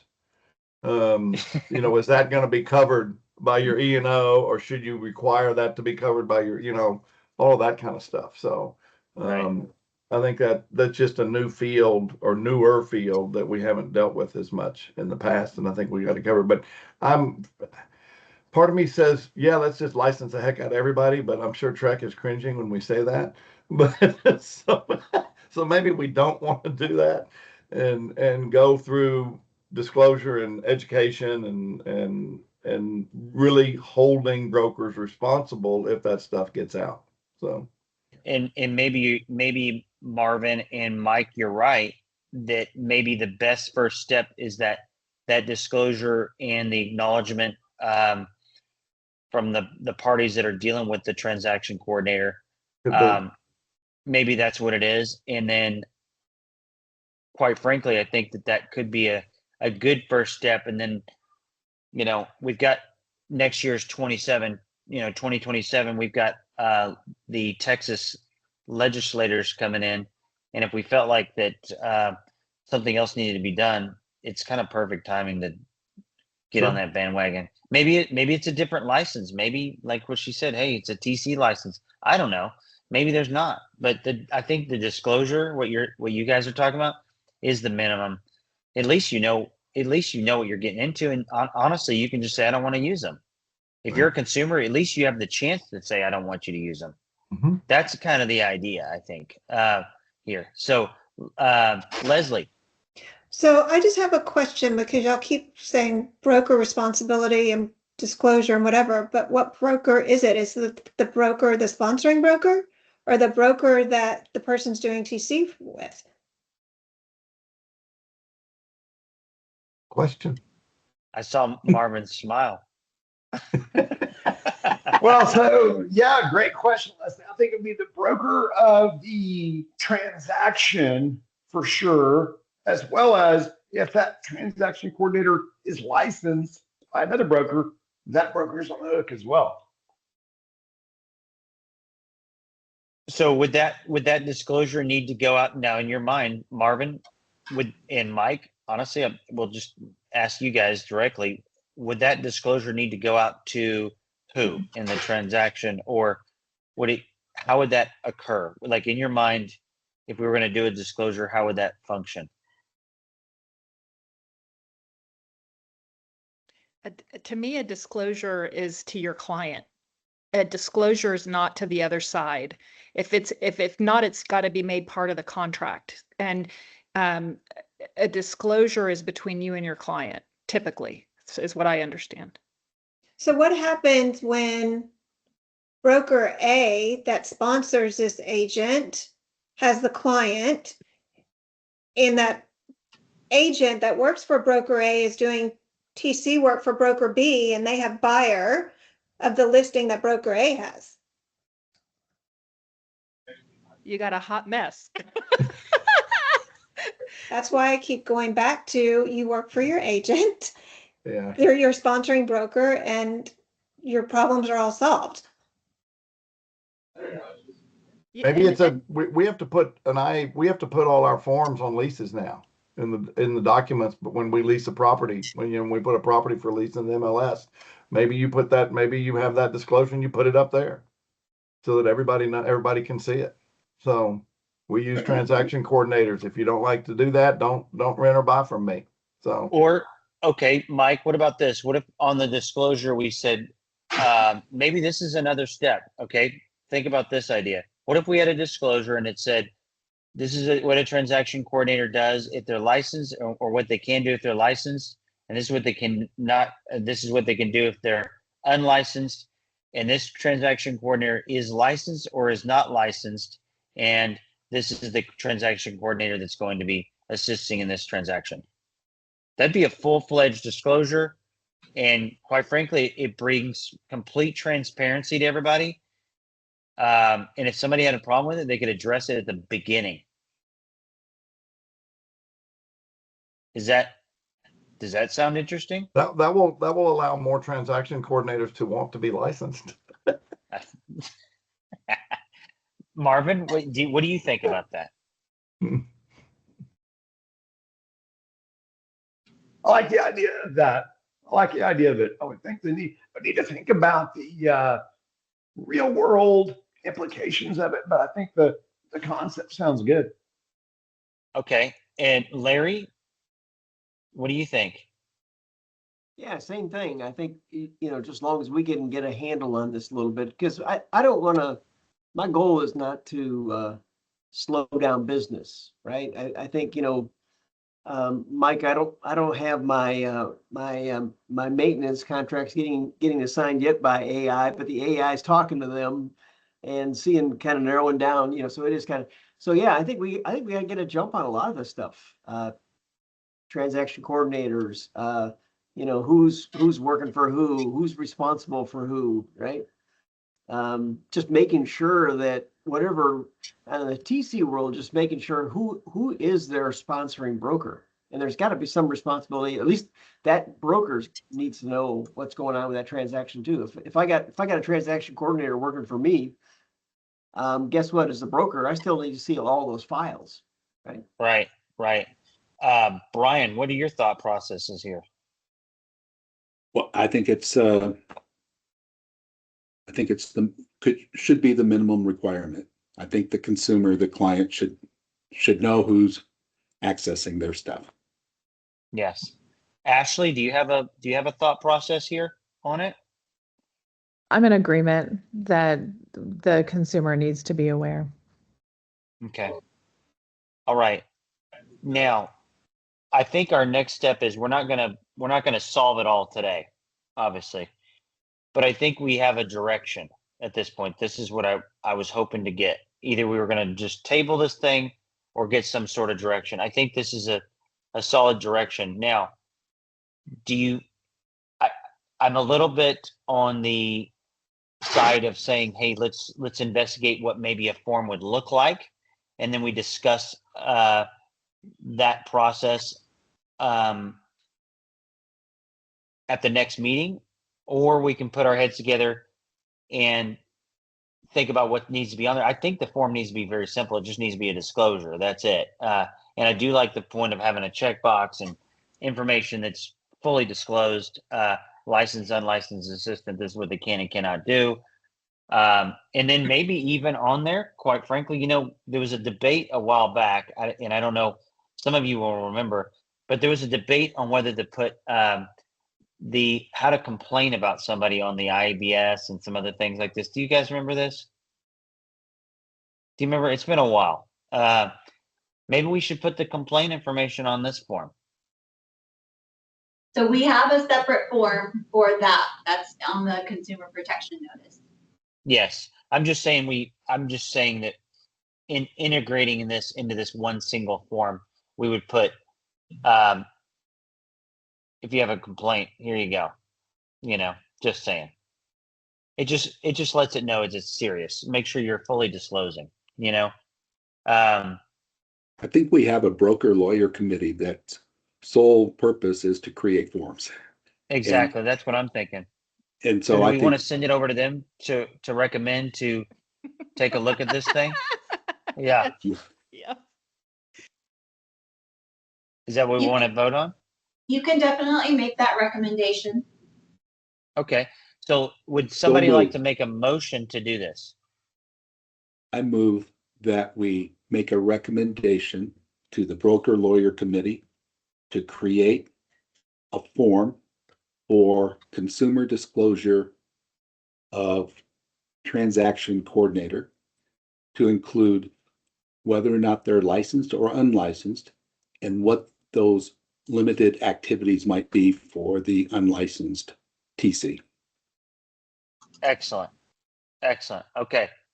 I think you also need to include, because I know when I got the call yesterday about the story that you heard today. The one thing that she really talked about is background checks to me. I think it needs to disclose that that person that's unlicensed has not been background checked or fingerprinted by BRAC.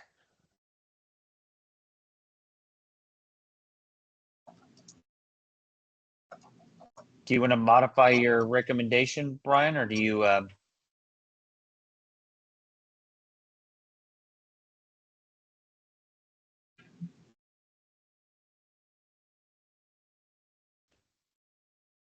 Say it again, Leslie.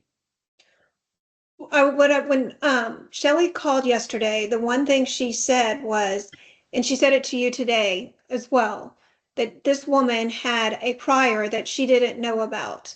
And if she was licensed, she would have known that the person had gone through a background and fingerprint check prior to being licensed, which everybody probably should run their own anyways. But I think it needs to be addressed that this unlicensed person has not been background checked or fingerprinted by BRAC versus the licensed one that has.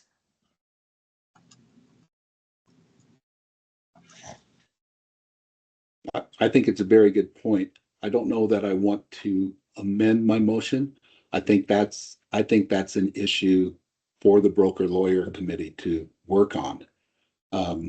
There's lawyers over there. And there's brokers. I'll make a second. I'll second your motion, Brian. Let's move to have the broker lawyer committee take a look at this issue and possible disclosure notice. Hopefully we can come up with something great. Marvin, yes, sir. Yes, so in the absence of a form, if broker lawyer looks at it and they decide they don't want to do a form, et cetera, in the absence of a form, there could be a requirement for brokers to disclose, and then brokers, associations, companies, et cetera, could create their own language, their own form using required language. So that's another avenue in the event broker lawyer committee does not move forward with that. I love that. That's a very, very good, it's a very valid point. Now, do we want to take a vote on this real quick since we have a second? We'll take a vote on Brian's proposal. Yeah, aye. Everyone say aye. Okay, aye. This passes. So this has passed, and we are looking forward to hearing what the broker lawyer committee has to say, and hopefully come up and work their magic on this form that I think is very needed. All right. Wow, that was good work. Let's move on to the next agenda item. I think we're definitely on the home stretch. I knew that one would take a little bit of time, but we are here. Discussion and possible action regarding future meeting topics. Now, one came to mind earlier. I've got so many notes here. We skipped showing services. Showing service. Do I now? We skipped showing services. Oh, we do have showing. Yes, we got to. You're right. We did skip showing services. Good call, Mike. You want to talk about showing services? We're going to back up to agenda item number 5, or number 6, actually. Number 6. I didn't put it on here, so I don't know exactly what they were going to talk about. So. On what? On showing services. On showing services, I think it's just about the payment. It was about open houses or something. Open houses and payment, bypassing the broker and going directly to agent, from agent to agent payment for showings and for paying for open houses and other brokerages doing open houses for not their own listing, and in those items that we kind of talked about. We went through a lot of that on the open houses the last meeting, but the showing service has come up because of payment issues, I believe, from what we understand. That it's going directly to the agent and bypassing the broker. Any comments on this one? I think it also went back to the same thing we've talked about with transaction coordinators of who is responsible for this agent if kind of they're working as a sub-agent, which Right. like in an open What- house or whatever, who's responsible? Mm-hmm. Which broker? That is a good question, Leslie. Who is responsible if you're doing an open house for a broker that's not your listing and it's not your broker? Would that be the responsibility of the person who's doing the open house or the person who allowed it? And you're not representing anyone, you're just kind of hanging out, hoping that people are going to come through that door. I How know does that? I know from an insurance perspective that you're not covered as an agent with E&O. That's right. And so that's where brokers, if they know that, they put it in their policies and procedures that you cannot host open houses for other brokers. Mm-hmm. Marvin. So, Rita, is that all companies exclude that? I don't understand No, that. so that this, so what you have to do, you can be covered, but the agent has to get additional business coverage to be covered. It's not covered under the broker's E&O policy, from my understanding and everyone I've talked to. So Is it you not can, just a showing? Is it not just a showing under an unrepresented client showing? so if you're showing, then I would imagine that that's different from an open house. But if you're hosting an open house and it's for a different brokerage, you can get additional business coverage, business insurance coverage as an agent, and every agent has the right to do that.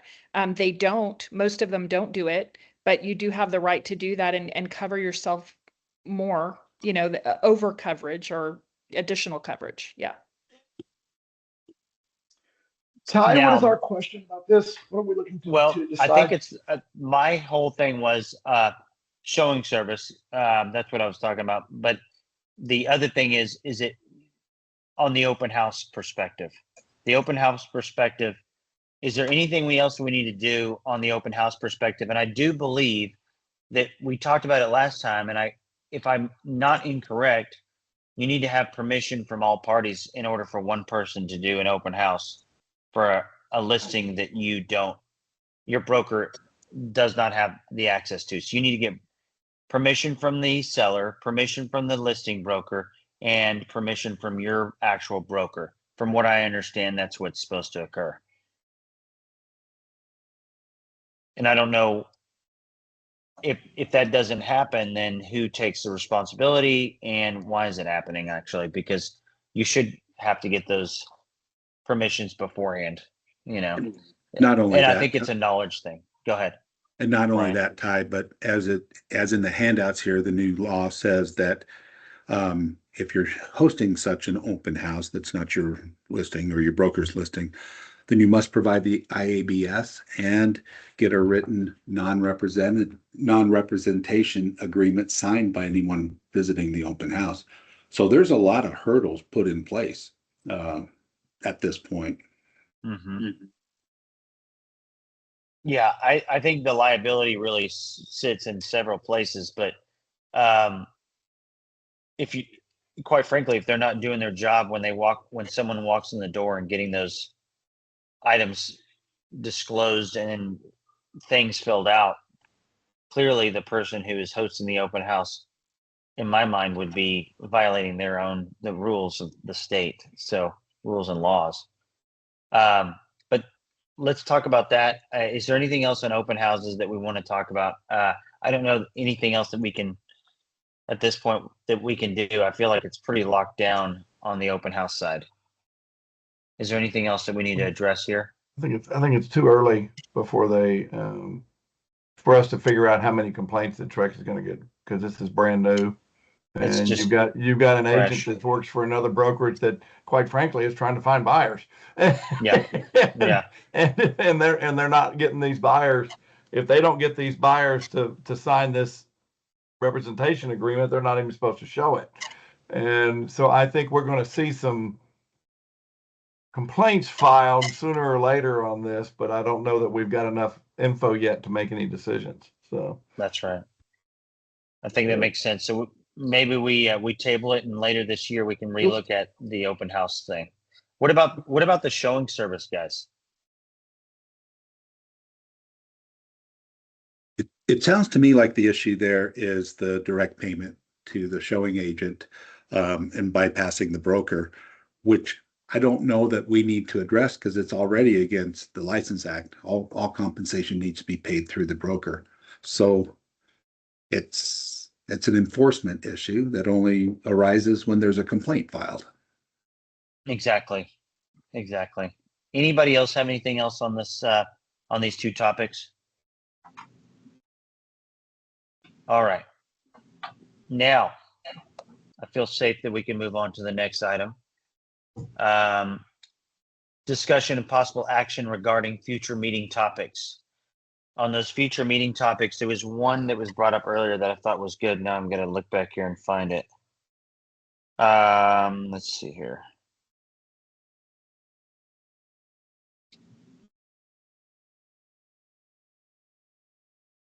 Well, obviously we're going to be talking, hopefully we're going to be talking about the refresh. So we'll make sure that that's on for the next meeting.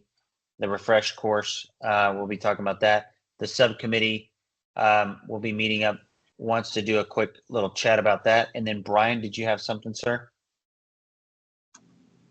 Yeah, so I had the pleasure of presenting our report to the commission at their last meeting, and I specifically asked for topics that they would like us to work on.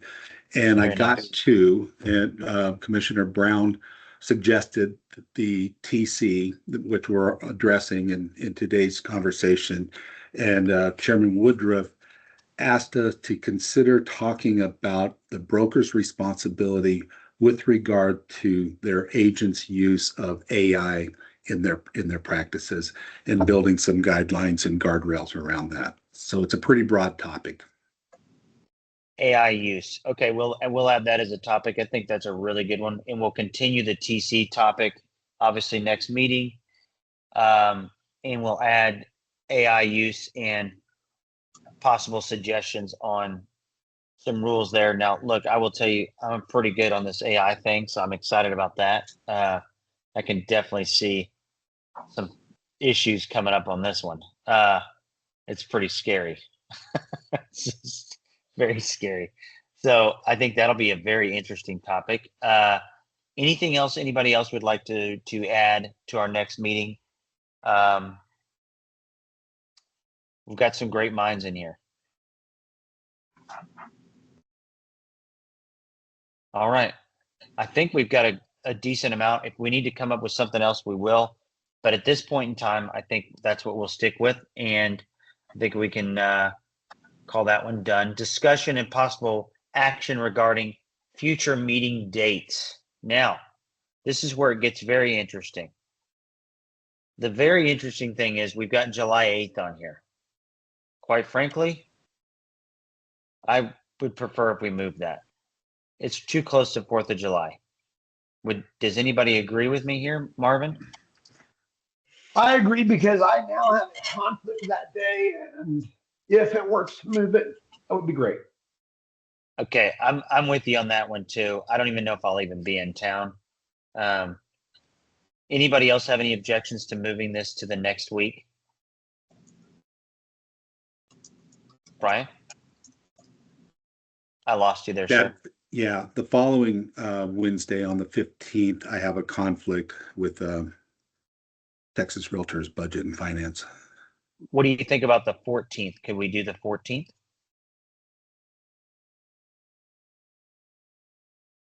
July 14th, would that work for? I'm looking at our calendar too, and I think that's okay as well. Okay. I just think the 8th is too close to a holiday, and I want to make sure we have a full house for this. These are important topics we've got coming up.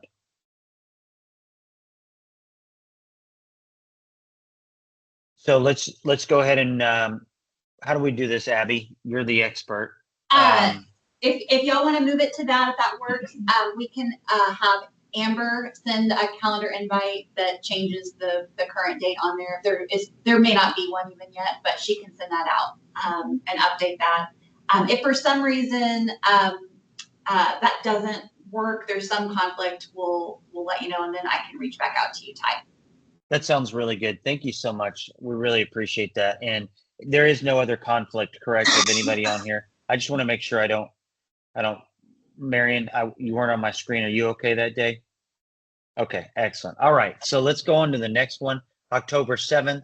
We're going to predict that that's fine. I can't think of anything wrong here. So unless anybody else has any issues for that date, we should be good there. And last but not least, I want to wish you all a beautiful and wonderful week this week. We got some good things done today, and we can call this meeting adjourned. We'll see you soon.